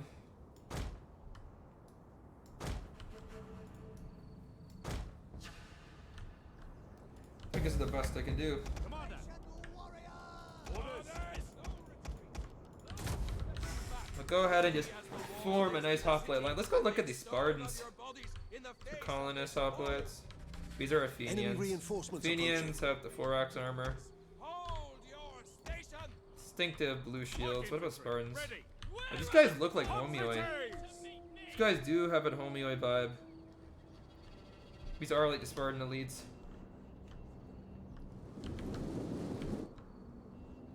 Look at the enemy. So much javelin. But no archers. So I'm gonna have a decisive range advantage when it comes to missiles. Battle ready!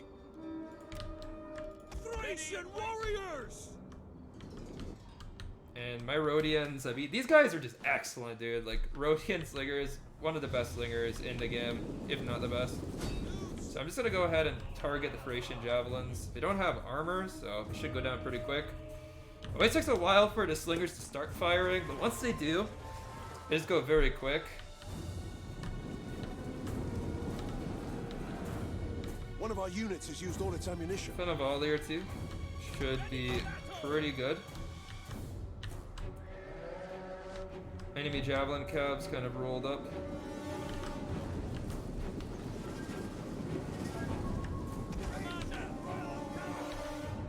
One of our units has used all its ammunition.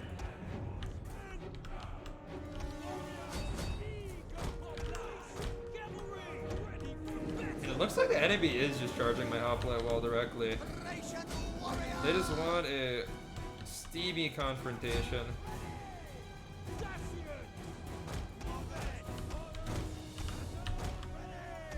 I mean, I'm cool about it. Because my hoplites in a combat like this, they're gonna like it.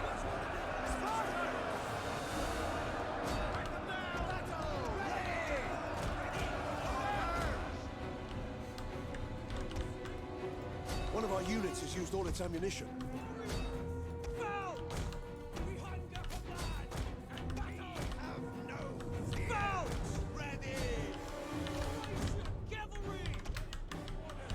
Now my Odrysians, we are firing upon the Mayday about this, which I think that's a reasonable target, although. I mean, the enemy are starting to drop. We're doing alright. We're doing alright against them. Nice, we charge down some of the enemy cavalry pretty effectively. Oh, perfect. We have a nice charge angle. on some enemy skirmishers. I mean,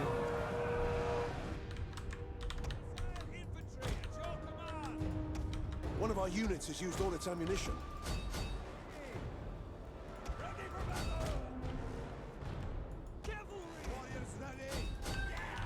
perfect, dude.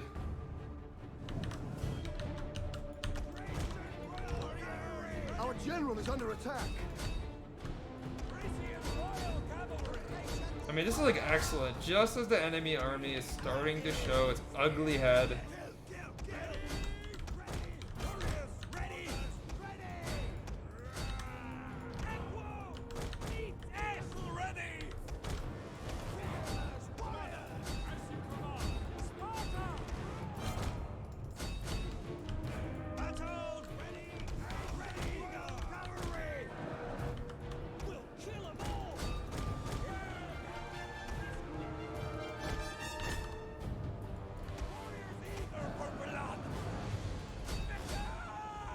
One of our units has used all its ammunition.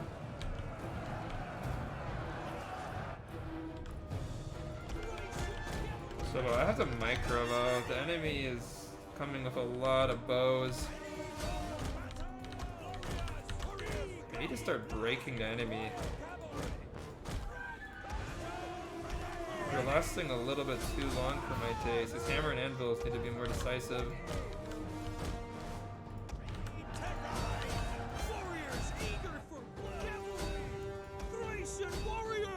The Agrianian sellswords honestly last pretty long considering that they're completely encircled, but now should be a slaughter. What was Alexander's greatest victory?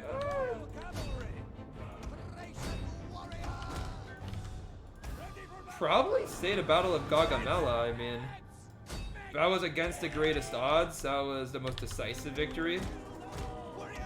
Our men flee the I think that's like the battle. easiest to answer. What do you think? One could argue it was the River Granicus because that was the battle when the Persians had the biggest Greek mercenary force.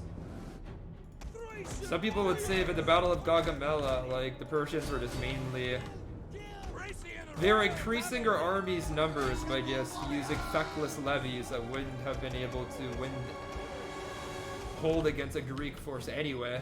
But I don't know. I would still say Gaugamela. I mean, Darius had chariots. He had a lot of troops that could have spiced things up. Like Hydaspes. I mean, Hydaspes was pretty good too. That was against Porus, right?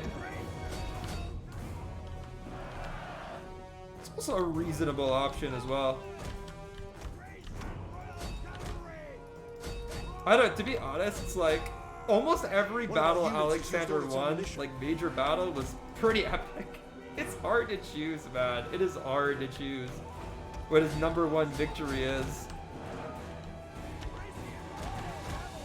Okay, Hydaspes was great. The Granicus was pretty sick. River Issus was really big. Even like the battle that he fought with his father against the Thebes and Athens and Alliance. I don't know how to pronounce it. It starts with a CH. That battle was also like pretty epic as well.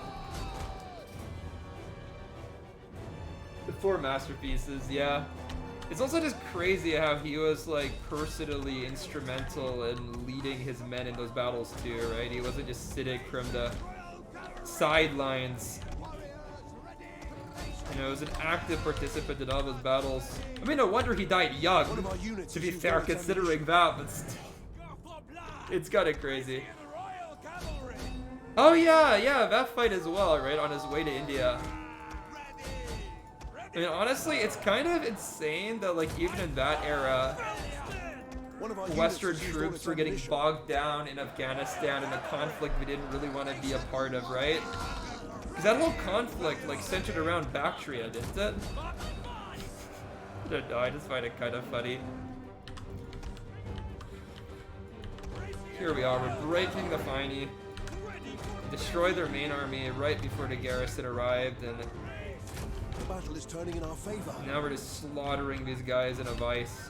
The garrison, as characteristic of most garrisons, just did not have the infantry presence to resist me properly. And there we have it. Heroic victory. It just means that our KD was nuts. Yeah, man, I mean... Dude, Alexander just has such a spotless record. I remember I was arguing with my friend who's a bit of like an Indian nationalist, right? And he was telling me about the battle of Hydaspes was not nearly as one-sided as Western sources make it out to be. Talked about how Porus, you know, caused so many casualties amongst Alexander's troops that they just didn't want to continue onwards. And it's like, no, Alexander was simply unbeatable. I mean, there's no reason to think the Greeks were just superior in general, considering that, you know, Chandragupta Maurya would probably beat Seleucus. We don't really know what happened, but clearly made Seleucus quite fearful just in the next generation. So it's not like the Indians were incompetent or anything, but it's evident that Alexander was just unbeatable in that time. Now, was Alexander the greatest general? I don't think so. Because the thing is that Alexander didn't really... Okay, Alexander was an amazing general. If we're gonna call him the best general ever, though, I don't think so. Because... Looking for the enemy. Alexander did not... First of all, he was not instrumental in creating the army that he used to conquer the world with. That was all Philip. He just took an amazing army that was built and masterminded by Philip and used that army as effectively as any human could. Should he be punished for this? Absolutely not. But that is the case. So, there are generals who developed a new fighting style and revolutionized, you know, the way armies fought. Alexander is not one of those generals. He took a fighting style and an army that his father made and utilized it greatly. So, he's definitely top 10, but I can't call him number 1 just because he didn't make that army. That's all I can say, because there's other amazing generals who were more or less undefeated. He did make their army. So they would have to be number 1, no? I mean, that's what I think. How can you call Alexander number 1 when, you know... I mean, to be entirely honest with you, I think that his father was a better general. I'm gonna be real with you.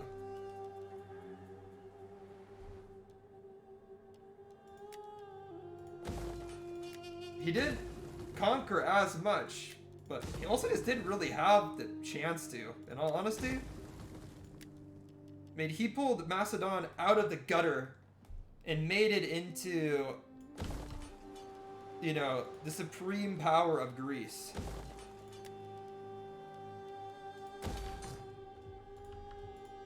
But that's just my 2 cents as a person about to have a bachelor's degree. It's not like I am the premier authority on this topic by any means, but just based on unfollowed. Yeah, but seriously, I mean, I read a book about Alexander and Philip. It was like 500 pages long. My blood, sweat, tears, and patience were fully expended reading that book. And based upon that one specific source, I will conclude that Philip was the better general. At least that's the impression I got. Because, like, he just had such a harder time. Like, Macedon was nothing when he inherited the kingdom. It was a kingdom that had been recently defeated by the Illyrians in battle. Warriors all! And Philip took a ragtag group of... a ragtag, you know, polis that was more or less internationally irrelevant and turned them into the masters of Greece. I mean, that's just crazy.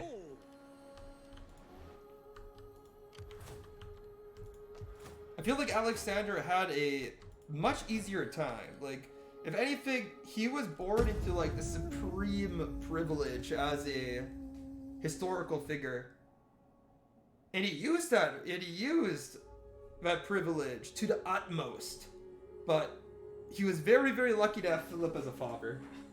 And given how brash he was, if it wasn't for Philip endowing him with that amazing army, that professional, army, but just fought in a fighting style that had really never been seen before, right? With the Macedonian phalanx. His bravery could have just gotten him killed. Let's be honest, most of the great people in history were privileged. That is true. I mean, Philip was privileged to be born in the royal family. Not saying that, I'm just saying that he had an army worthy of conquering the world with. He didn't make that army. And honestly, like, all of Alexander, like, Alexander's greatest trait, which was his stamina and his determination, if he did not have an army, those traits could have just gotten him killed. He could have just rushed into battle and died at the head of a pretty incompetent army, which the Macedonian army was pretty bad when Philip got his hands on it. I mean, from what I read, the Macedonian army was pretty similar to, like, the Thracian rabble I'm commanding in this campaign. They were not very good. Their cavalry was very good, but their infantry was absolute crap from what I read.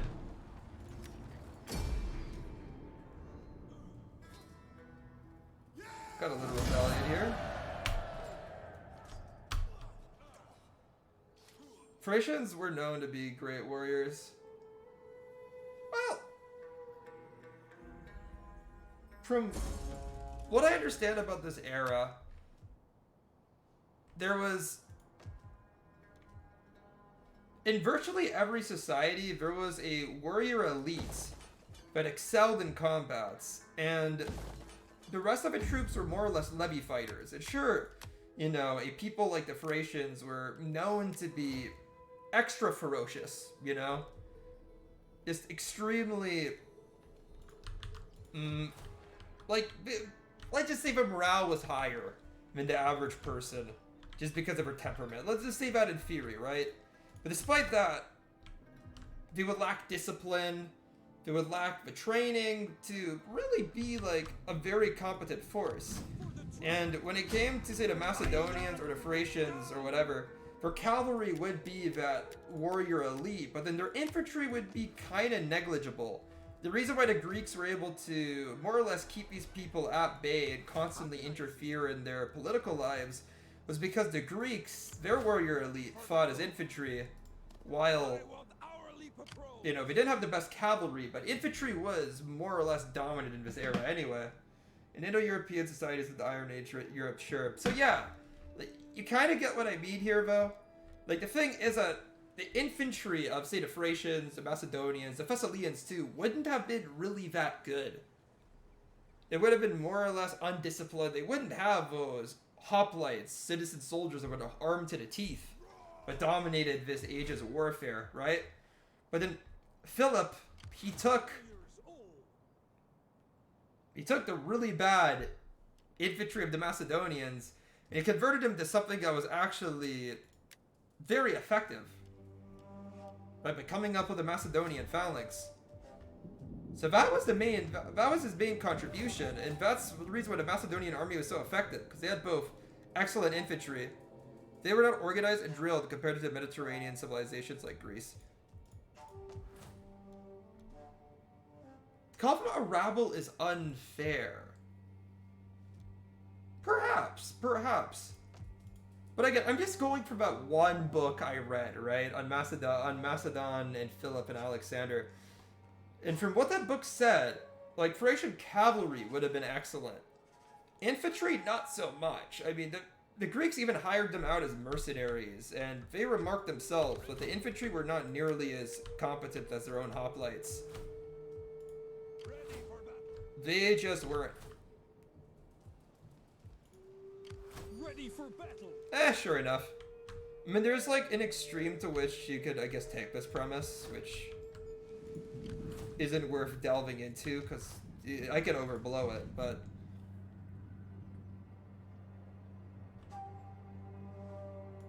I mean, to put it simply, Philip's brother got killed in battle against the Illyrians handily. So, surely we couldn't have been that good, considering it's not like the Illyrians ever dominated the Mediterranean world, or had an empire of note, right?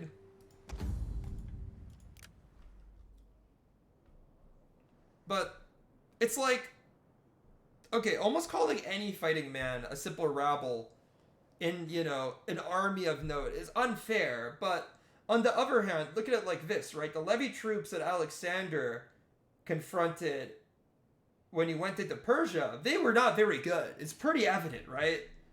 And Alexander quite easily bested Thracians on his way to the Hellespont when he crossed into Persia. So for the most part, like, Thracian infantry would have just been simple levy troops, akin to the types that the Persians saw in battle. They were not professional. It was not their lifestyle to make war constantly. The majority of them would have just been farmers.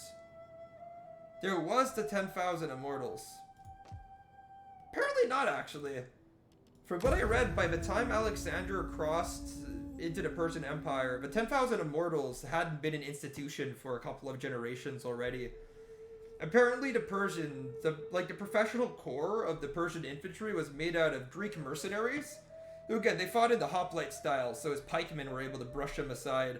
Plus, in the Battle of the River Granicus, they didn't really engage properly anyway. They were mostly captured. So mostly people was Greeks, and the Persians had around 1,000 troops called apple bearers, who were kind of like the immortals, but somewhat differently. But anyway, a professional corps of infantry, but only 1,000 or 2,000 of them in Gaugamela. It didn't really make a big difference in the battle. But I guess in contrast, like, Alexander had what, like 40 or 50,000 infantry armed to the teeth? The best of each type? Macedonian pikemen, allied Greek hoplites, Agrianian axemen. Which, again, if you think about it, the Agrianians were probably, like, very much akin to what you would expect of the Thracians, no? I mean, they were also from the Balkans. I mean, I guess if you want to, like, get an idea of what, like, the elite warrior class of the Thracians could do as infantry, maybe just turning to the Agrianians is a good idea. They were basically from the same region. I mean, I guess with the Agrianians, I see that they were super athletic, but would an army of Agrianians be able to beat a disciplined Greek army? Probably not, right? We're a good complement to an army, but you need a heavy infantry to serve as a core. They were very useful for Alex. Exactly. But on their own, would they be able to do anything? And I think the Thracians were known to produce good light infantry and good cavalry, from what I understand. But I mean, they were known to be, like, excellent peltists, no?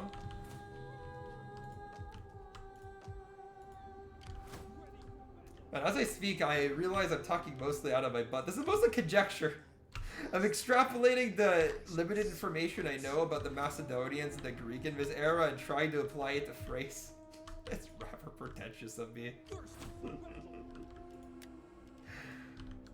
But, hey, like, even in DEI, right? It's supposed to be a historically accurate mod. My troops are mostly light troops.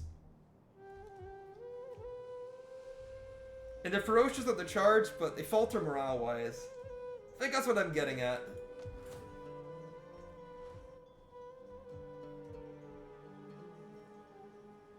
They're most likely related to Dacia Thracians for sure. I mean, from my understanding, the early Macedonian armies, they didn't fight as hoplites. They didn't fight as pikes. They would have fought pretty similarly to the Thracians. A swordsman or falxman.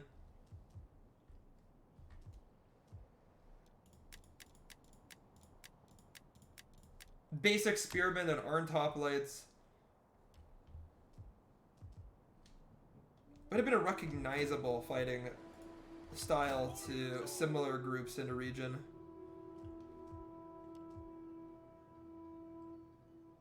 The Greeks would have conceded. The royal family was Greek, but not their subjects. Ah, I see. The Argead dynasty, right? Claimed Greek descent. But did they, like, claim descent from a deity too? It's like mega Greek descent. I think we're related. They said they're related to Zeus or something. Welcome. And I'm actually considering, like, your president or prime minister or whatever related to a deity.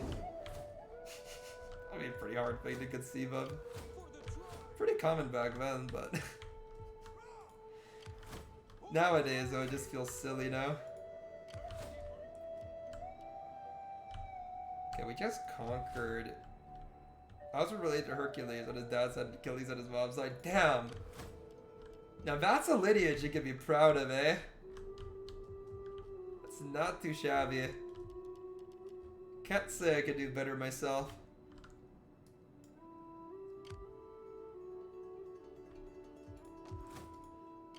Alright, what I'm thinking now is that bring this army north, this army south. For the tribe. Warriors, camp. And I think it's time to find a new opponent. Now, Bithynia is happy with me. Pergamon. For the sake We have of a trade friendship agreement that and has a been non-aggression and pact, friendship so- to come. The basic stuff. Between friends, the gift of gold is often taken to be a sign of deep affection. Actually, we don't need a Are defensive these agreement words with from them. a As long as they don't attack me, I don't really care. Really believe Arian and Plutarch when they drove Alexander's Pothos or desire to emulate his ancestors. I mean, he does seem to have, like, just unlimited motivation, right? It's pretty evident that Alexander would not have stopped at India if his troops didn't want to go home. For the tribe. I can just imagine like how heartbroken his troops would have been, right? Because they most definitely loved the guy, but on the other hand, they had absolutely like zero motivation to continue fighting. I mean, they were all reached beyond their wildest dreams. But what like a dramatic moment it would have been to witness, you know, the mutiny of Alexander's troops. For the tribe. Just be an insane thing. Yeah. I mean, I don't blame them at all. Recruiting more ships for the tribe. Definitely don't blame them for mutinying, but it just would have been such an emotional event to Arabia. But do you think Alexander intentionally decimated his army by like leading them through the desert? From what I understand, it's still like there's still a debate around it, really. These Cretan troops, they seem alright. They're typical Greeks, but I do want to take over Crete. So imagine if I could get like recruit Cretan archers naturally. That would just be sick, man. So I'm gonna send this army south to do the deed. And this army, we'll have a 2-on-1. 2 armies to go take Crete. I think it's reasonable.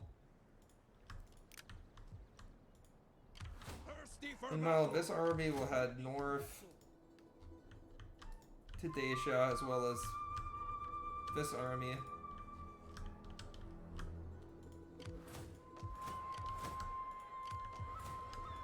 Ready for orders.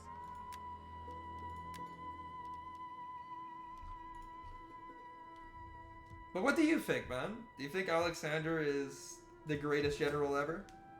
Forgot to ask your opinion. What's your take on this?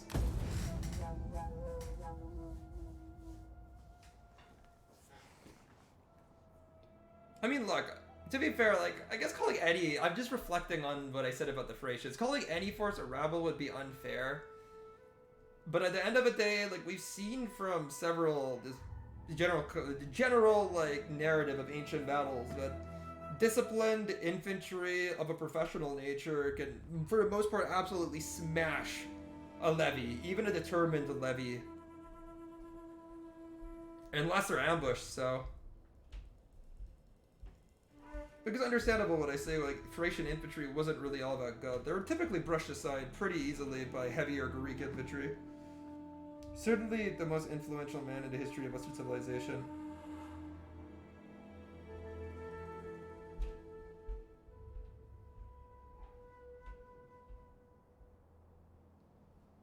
That's a grand take. It's not undeserved, though. It's not undeserved. I understand why you say that. Say number 2 on the general list. Okay. I mean, that also makes sense, too.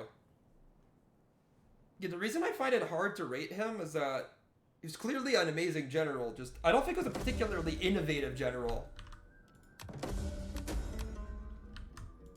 For say. Thirsty for battle. I think his father did the majority of the innovating.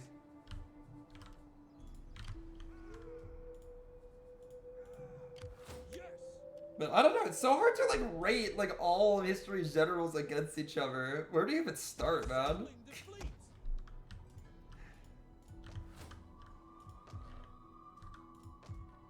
The Hellenization years there have been no Roman Empire and no Jesus Christ. That is true. Ready for orders. The world would be an utterly different place.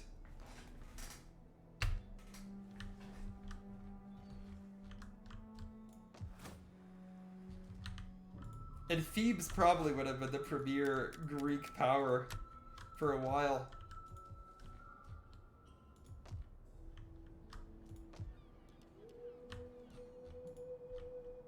Judea would have obviously been very different, as you point out. For the tribe. Man, dude, I can't really deal with these Thracian pirates there. Ready for battle. They're just sucking me dry when it comes to this province. Thirsty for battle. But what I'm thinking here is that Ready for order. we can... Let me just take like one army over here to create, considering I got one force just resting like right here. Send these guys over to Phrase.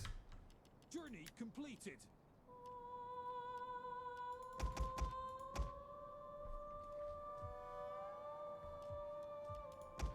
I mean, Greek civilization just wouldn't have reached their peak if it wasn't for the Macedonians, right? Entire Hellenistic era wouldn't have happened.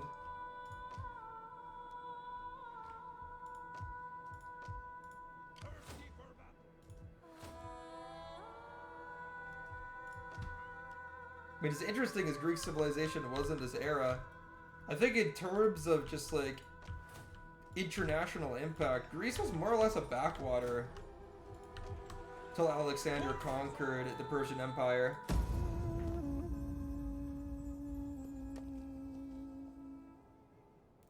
I could just like just imagine though, right? As like Alexander went into the Hellespont. Just imagine being like a Persian noble in the court of, you know, King Darius. Hearing a couple of months ago him snort in derision saying that we would crush this petulant invasion quickly with no challenge. And then a couple of months later is being like, crap, half of our empire is gone. He did make it look easy. That's an insane thing.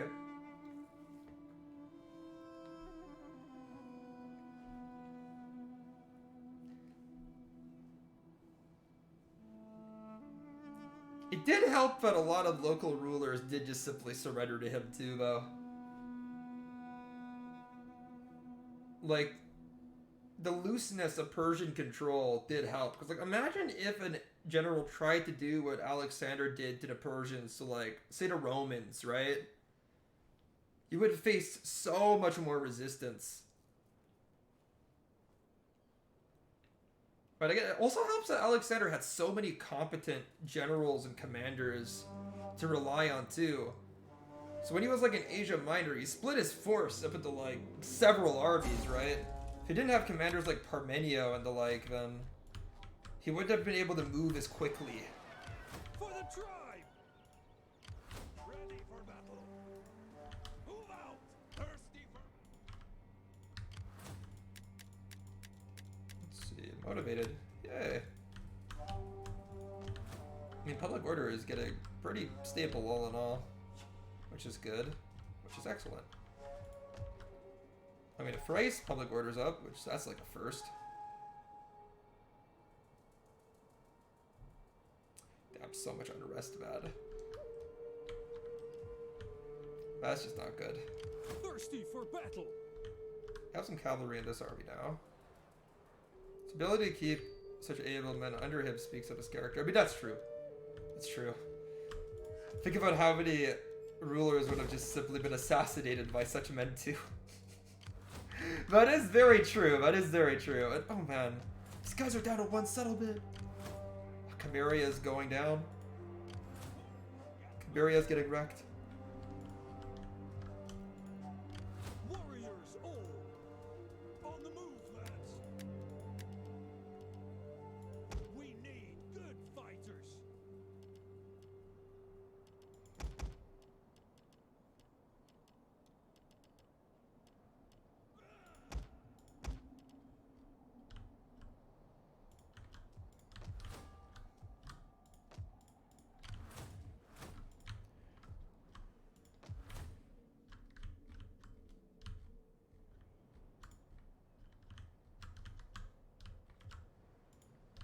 Thirsty for battle!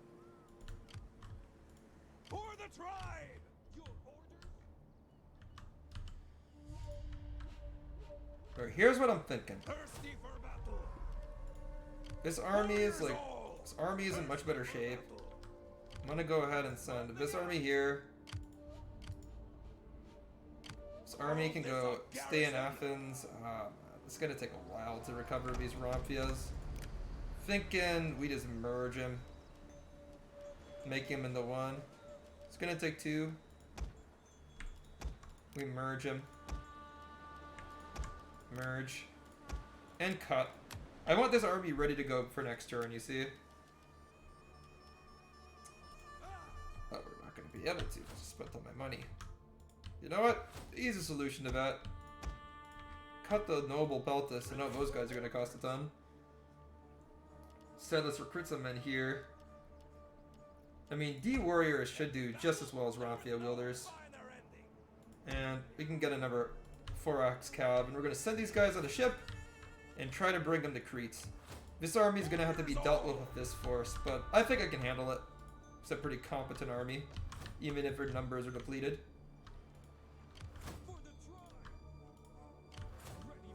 This army is just marching through Dacia, quick pace.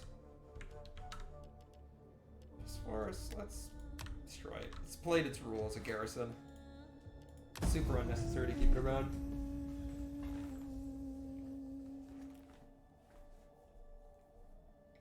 Honestly, I'm just debating. Do I expand through the Bosphorus or do I expand for Pannonia? And to be fair, Pannonia just looks easier. It's right here. Bosphorus is all the way over here. So why not just do Pannonia? Bosphorus is always going to be there, though. And so far, I haven't had any threat to Sarmatia whatsoever, so... At least not from the factions in that region, so... Should be good. Should be able to keep it under control.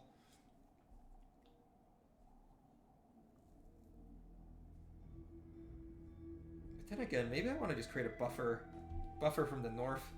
Keep the tribes at bay. But I gotta take a look at my win conditions again so we can just plan out how to expand here without overstretching ourselves needlessly. Troll, we already have a lot of territory. I'm not necessarily hungry to get more at this point. I mean, we can afford any army that we wish. It's hard enough to keep so much territory under control as it is.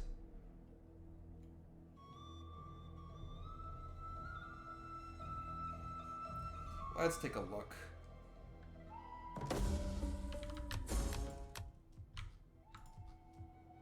So,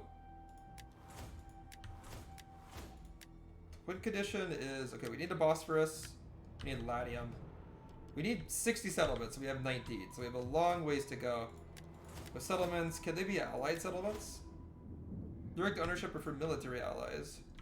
I'm pretty sure if I liberate a settlement, they don't become military allies, they just end up being very friendly with me, right? It's an ideal. Romans, okay, we're gonna create a border with the Romans if we do this. Let's see. So we might just go into combat with them. Greeting! We have agreements with this faction, so we can always march over territory. On the move, lads! Can do it. Ready for battle! These Illyrians, they look weak. Move out! Possibly kick him out of Pannonia, just end a faction as well. I think Pannonia would be an easy conquest. Let's just go for that. Are you ready to do your duty to the tribe? Let's see. I mean, honestly, we don't have a lot of opportunities for strong recruitment in this province just yet. We're still building up our barrack. So what I'm thinking here is we can go... Good fighters. We can get 4 spears, and this is going to be a pretty insane army. We have just a lot of sword power. They should be able to do their job. This army's ready to go. Going aboard for the tribe. I'm For trying the to like... tribe. As you say, your next command. Ready for There we go. Look at that. Steady as we go.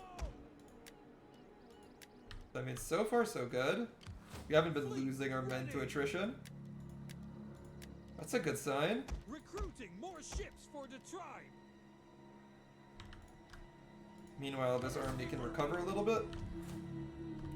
Perfect. Things are going to plan thus far.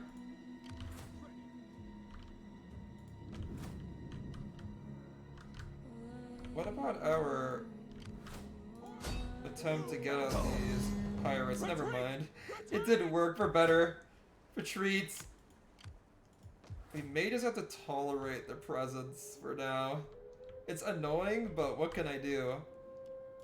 I don't have a navy in that area, and dude, I don't really want to train one, not gonna lie. It'd be very expensive.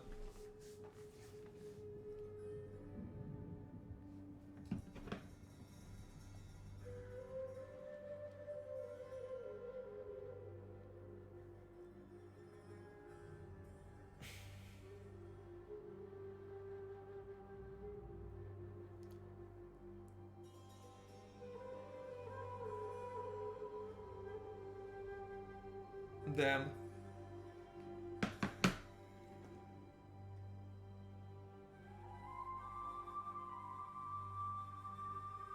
So I remember I was listening to this like History of Rome podcast. So I'm actually kind of curious that we don't know whether Spartacus was in fact a Thracian.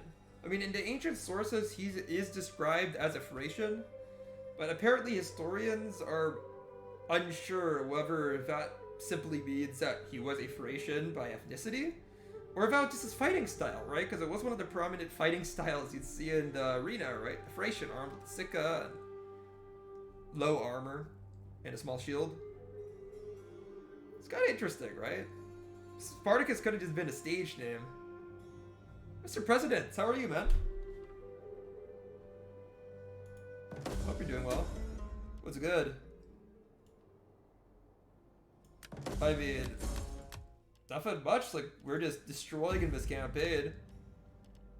Now, as some mere Thracian barbarians, we've managed to conquer Greece, Macedon, and look at our empire, dude.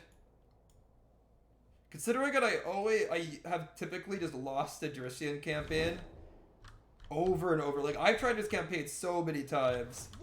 Considering that I'm dominating now, I am very, very, very happy.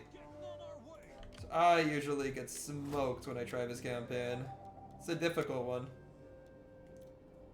No, I need to increase my loyalty to political parties. I almost sent a link to Gay Party.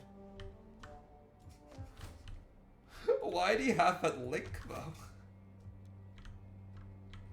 Why do you have that link? You say that so cavalierly, like it's completely reasonable. Like, oh yeah, I have his link.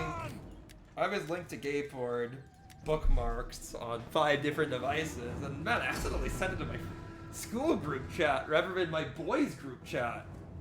Whew, glad I avoided that. Does that happen to everyone? With your links to Gayport? Whew. Relatable, right, guys?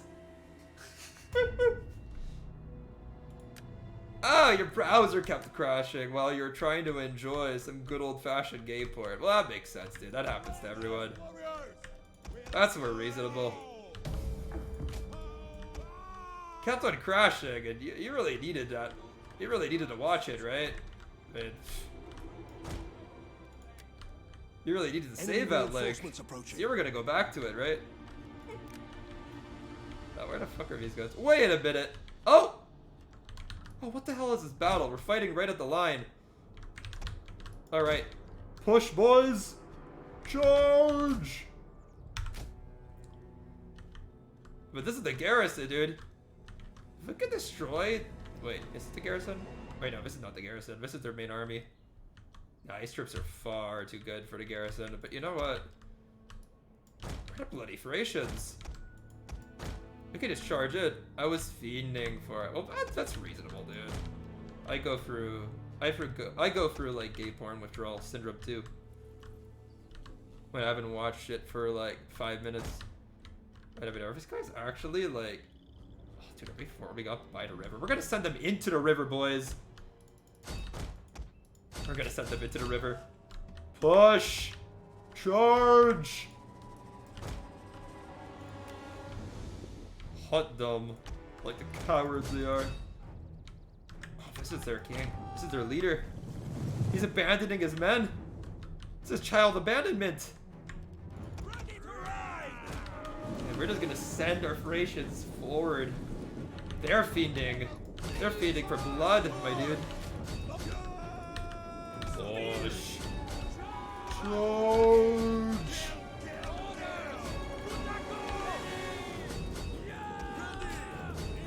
Honestly, I just think if we just get in amongst these guys, we just cut a solid hole through their ranks.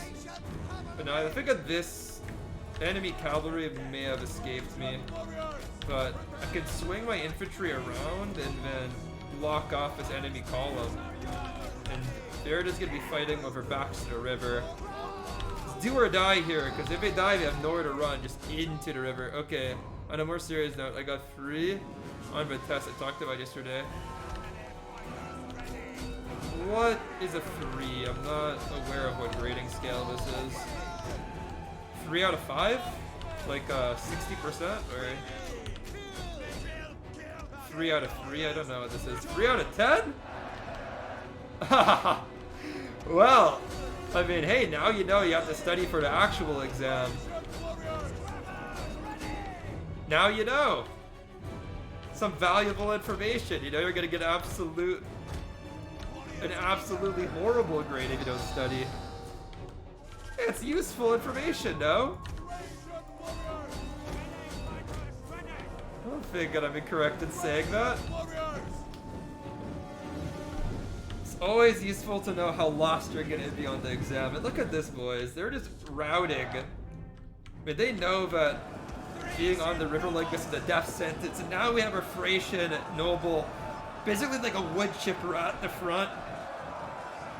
He gets the opportunity to just swing at any routing man who comes back and uses Ramphia to just chop them. Easy work for my Thracian noble.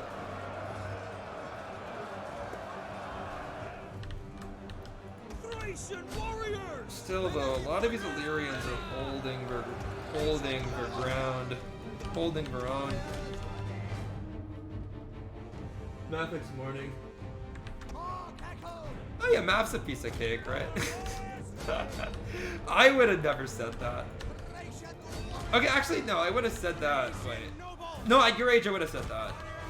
Math only became difficult for me in grade 12. Up to that, I never studied once and I got A's. But in grade 12, I just... Once we got to like abstract math, like, you know, functions and stuff like that, I was like, okay. Yeah, I'm done at being good at this. This is actually hard. I am in grade 12. Oh, you're in grade 12? Oh, shit, I forgot in Europe you don't waste as much time with secondary school as we do in North America. Forgot. My dad was already in college when he was like 16. Such a better system, man.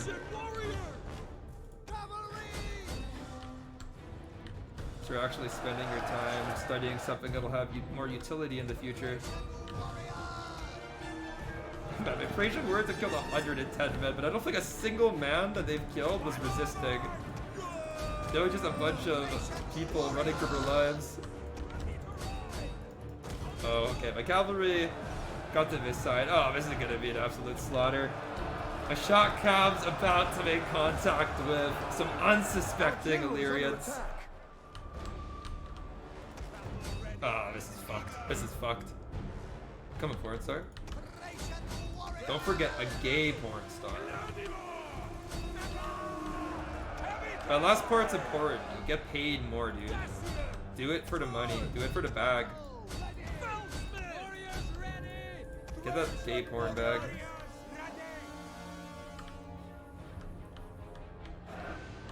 Oh man. We actually... Okay, you know how like Ver's just that like...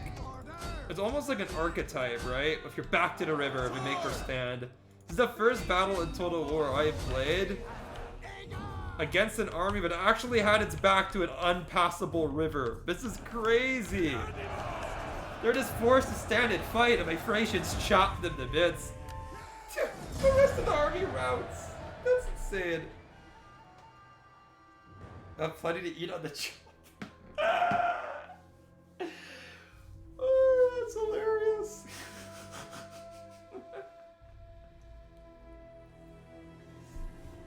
Got every Thracian man bloodied his sword. We did excellently. We wrecked them.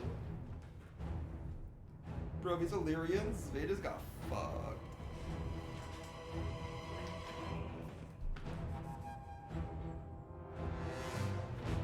I think this is the most one-sided victory I've had this campaign.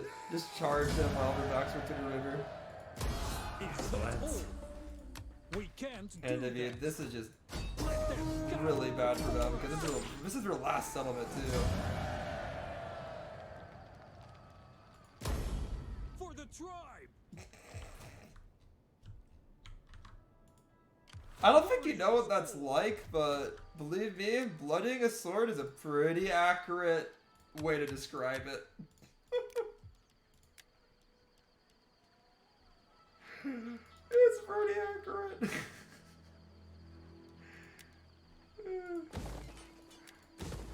Fucked up though.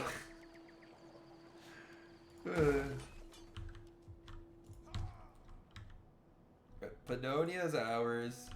Boom! Or at least one settlement is.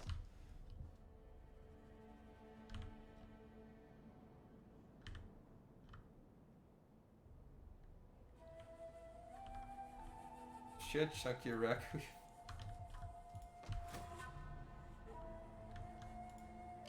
Ready for orders. Alright, but by the way, Ashore. Leading the ship. I'm gonna go declare war on these guys. I wanna go. Settlement for the tribe. Yeah, I mean, this is gonna be a tough battle, but I don't really have much of a choice. I'm gonna stand and fight. Of course, I'm gonna be outnumbered fighting on Ready for battle. the Cretians' home island. That was inevitable. Just gonna have to stand tall, take the blows.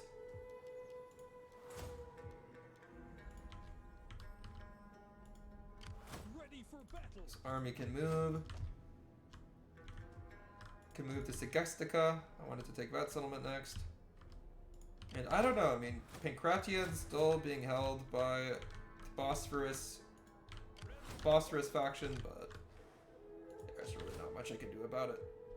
What's up with Ragu and people making jokes about it being made out of aborted? I don't know. I've only had Ragu once and it was extremely mediocre. I don't know what anything is about Ragu. It seems like a very unexciting food. Just so meh. There's just nothing that interesting about it. At least in my opinion. I had it from a fancy restaurant too, so it's not that it was just like bad ragu, it's store-bought sauce. Wait, no, isn't ragu like a rice dish? Wait. I think I'm thinking about something else. I don't think that there is a sauce called ragu in North America. Ragu bolognese sauce. Oh, okay. Oh, okay, I can see why people would joke that it's made out of aborted fetuses. You know what? I see that, okay? I see that. It looks chunky. It looks too chunky. The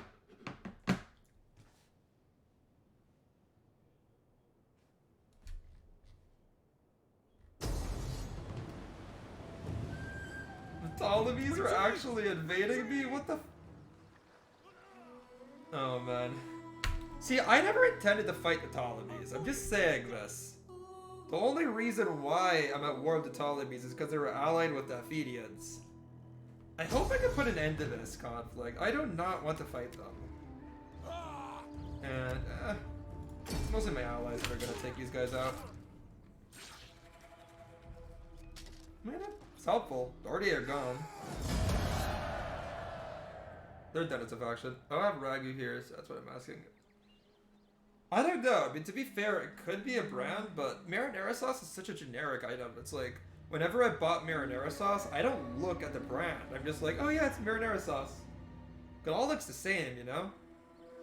Mostly tastes the same, too.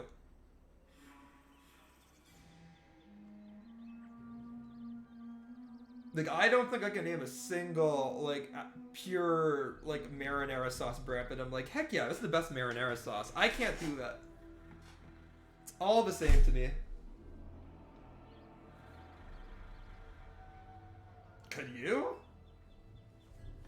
Like, it's marinara sauce, man. We don't have store-bought marinara sauce.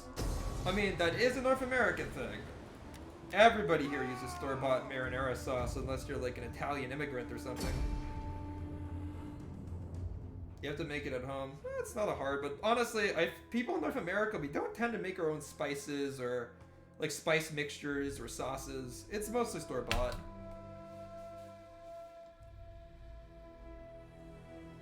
It's a convenience thing, I suppose.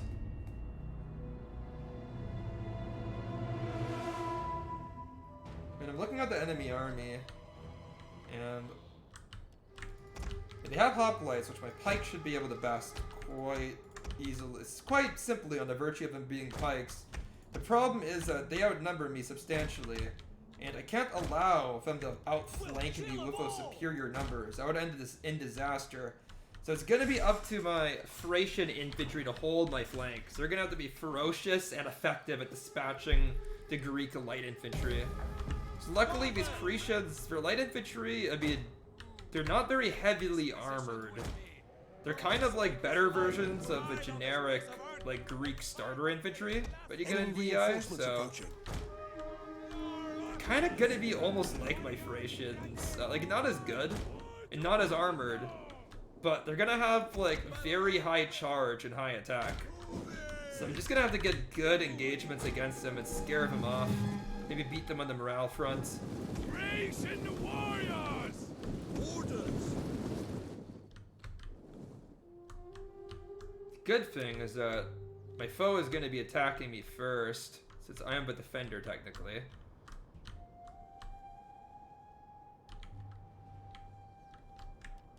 I think it makes sense for me to kind of change my formation somewhat to match the enemy line. Looks like the enemy cavalry is bunching up over here, so we'll match with our cavalry. I don't really make sauce. I don't think I've ever made a sauce myself. I just buy it for like a couple of dollars at the grocery store. I've been out like sauce for a month. Heavy horsemen! Or months, more like it. Race and cavalry! Riders! Surrender! And again, I'm hardly like the world's best cook. Battle! Ooh, yeah! We managed to get their cavalry before they charged in. That's huge, that's huge, that's huge. 2v1 as well. Oh yeah, okay. I mean, one of my cavalry units made direct contact with an enemy Peltas. Perfect. Form up the phalanx. Do they wear undies under their armored skirt, or are they straight up cock and balls out? Of course cock and balls out. Why do you even have to ask? Are you heroic if you wear undies? Where's all, like, if you piss yourself, where is it gonna go? Into your undies. They're gonna smell like it forever. Just let it out, man. And I tell you this as a historically educated individual. Always cock and balls out. Always cock and balls. See, if this is like the Greek infantry, I'll tell you about just generic Greek light infantry. Good point, not gonna lie. Yep. Of course. Dude, I'm a rhetorically trained individual, you know? I'm out here spreading knowledge, and I want it to be my living. I want it to be my profession. To educate people on, you know, important topics like this.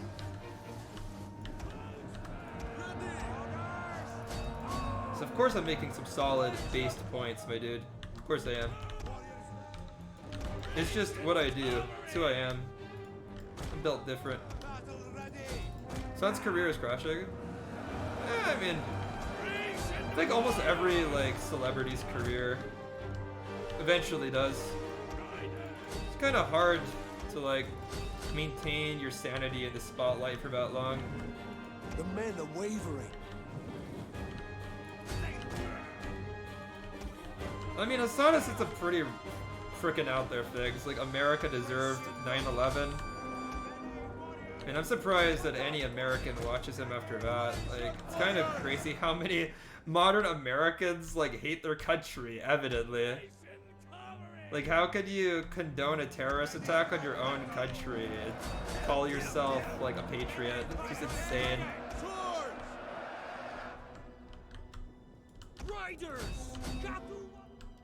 So yeah, you'd have to be a communist chud to follow someone like Hassan. It's not like he's wrong about everything or anything, but his points are just too extreme a lot of the time. It's like he's trying to be edgy, but then you realize that he is just that edgy.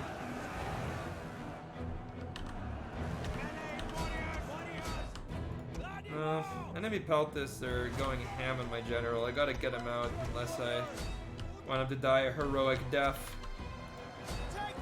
Cavalry here, I mean, they'll win. They'll win. We're going up against Missile Cav, and Greek cavalry is already kind of routed. A lot of hoplites are coming into play, though. Let's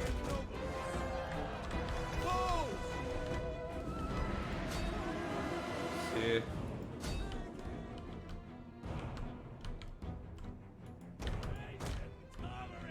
What's going on, boys? What's going on? One of our units has used all its ammunition. Enemy still has some pretty insane archers that they can use to bombard me from afar successfully. My men on this flank, they're like very exposed, and I need to help them out if I want them to survive at all. Maybe I move my general to this flank and I send one pikeman to go help out. I mean, this hoplite should be getting engaged. Need to start poking and prodding with our pikes. Come on, boys. Light them up. Takes a while for pikes to kill, though. Jeez, this guy is just getting too out of formation. It's not worth it.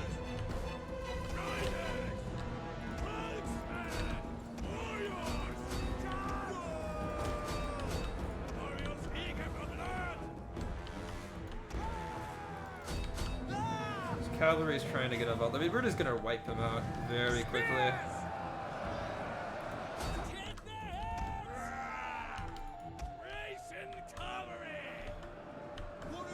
Our men flee the field of battle. This is a shame. I mean, these Greek Marines are getting smashed. They'll rout within a couple of seconds. We took out the enemy missile cav on this flank, and here we go. This is an opportunity. Thracian and nobles charge the side of his hoplite while cavalry charges rear. That's the way that you get a hoplite to rout in less than 10 seconds. Let's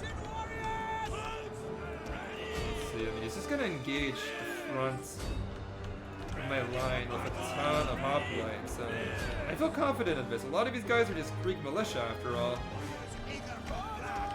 Shouldn't hold for too long. And also, enemy cavalry, looks like we're all gone.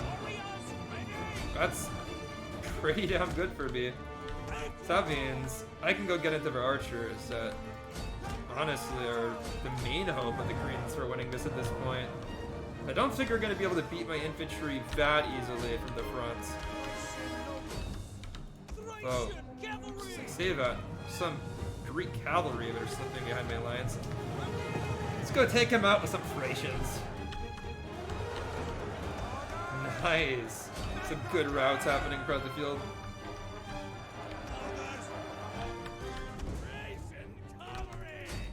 Oh, little chuddies.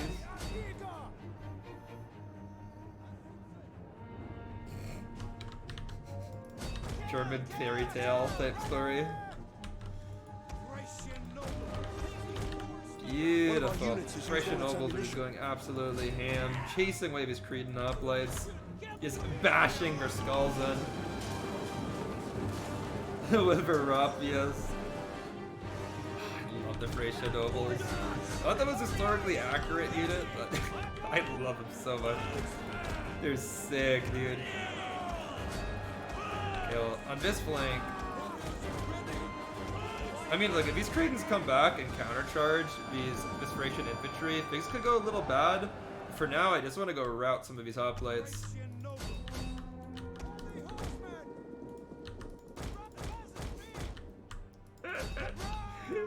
Five monkeys jumping on the bed, but for liberals. Maybe we should just do that. Create like propaganda versions of all the childhood stories for a modern audience.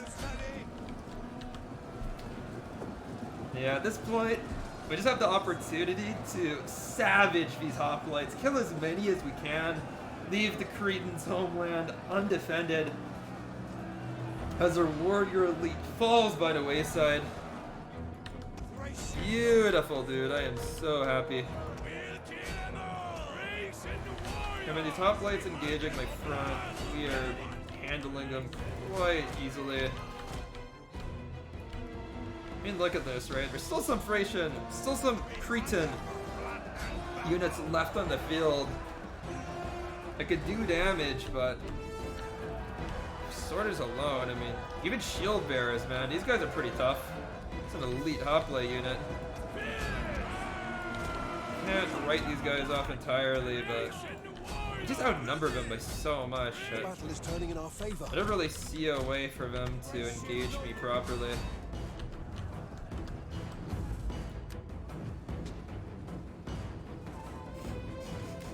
Oh, I do? One of our units has used all But its you'd be the ammunition. dad of the year then. Doing it for social justice, you know? And yeah, I'm just gonna hunt down this Cretan general. It's like, come on, I can't let the shield bearers retreat. The enemy general is There you go. dead.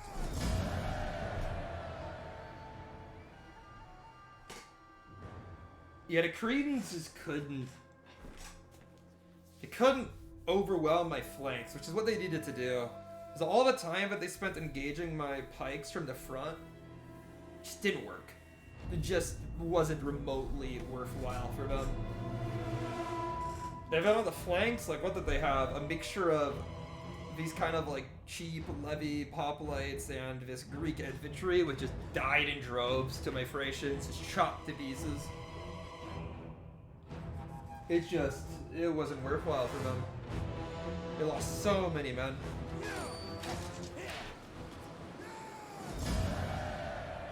I'll take the money.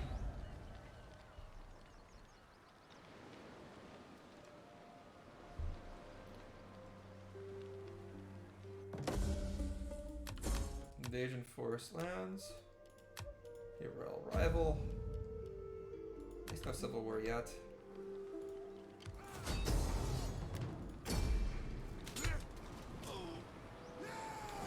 We lost a Romphia, two Romphias. Ah! Jack or yeah, Janny? I do not know what either of those things mean, so good. It's a good team, Janny. For the tribe! Good team, Janny. Team Janny sounds like it would be the better option.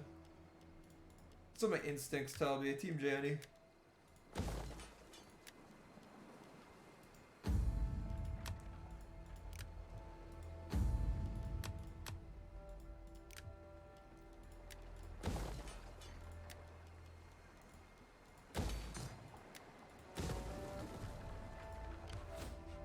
Man, this Ptolemaic navy is actually like insanely powerful.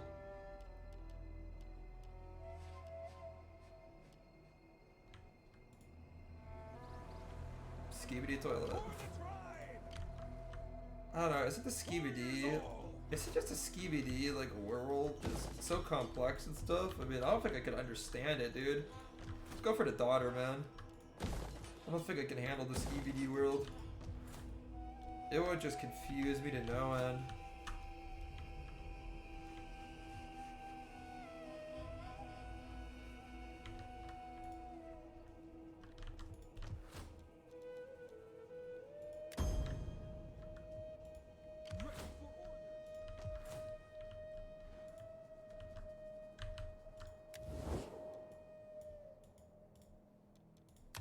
Well, whatever you must Man, say. can we just speak pay it these guys unto off me. or something? Mighty Pharaoh is busy with matters.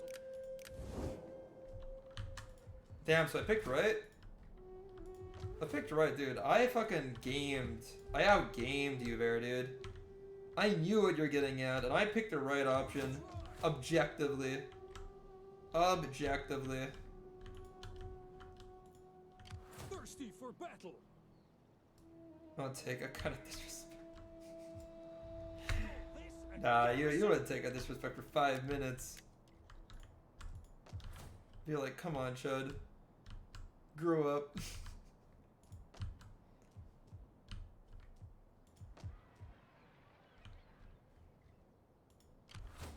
Oh, boys, I think now is a good time. To Peter.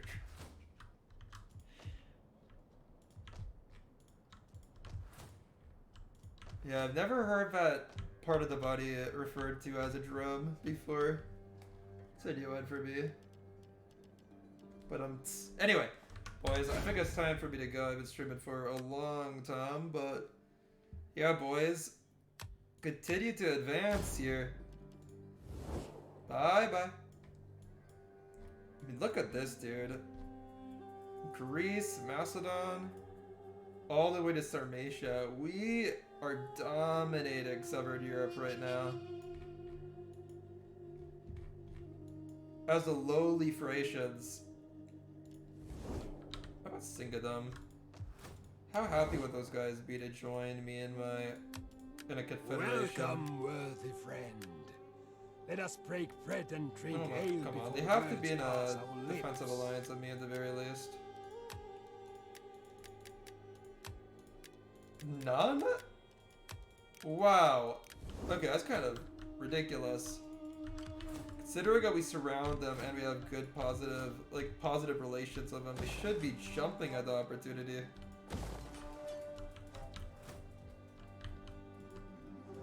Ready for battle.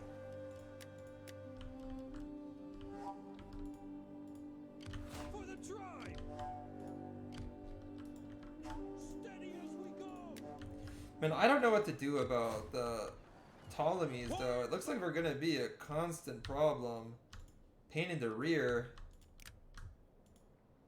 Ready for orders. I mean, Here's all. they understandably hate me, though.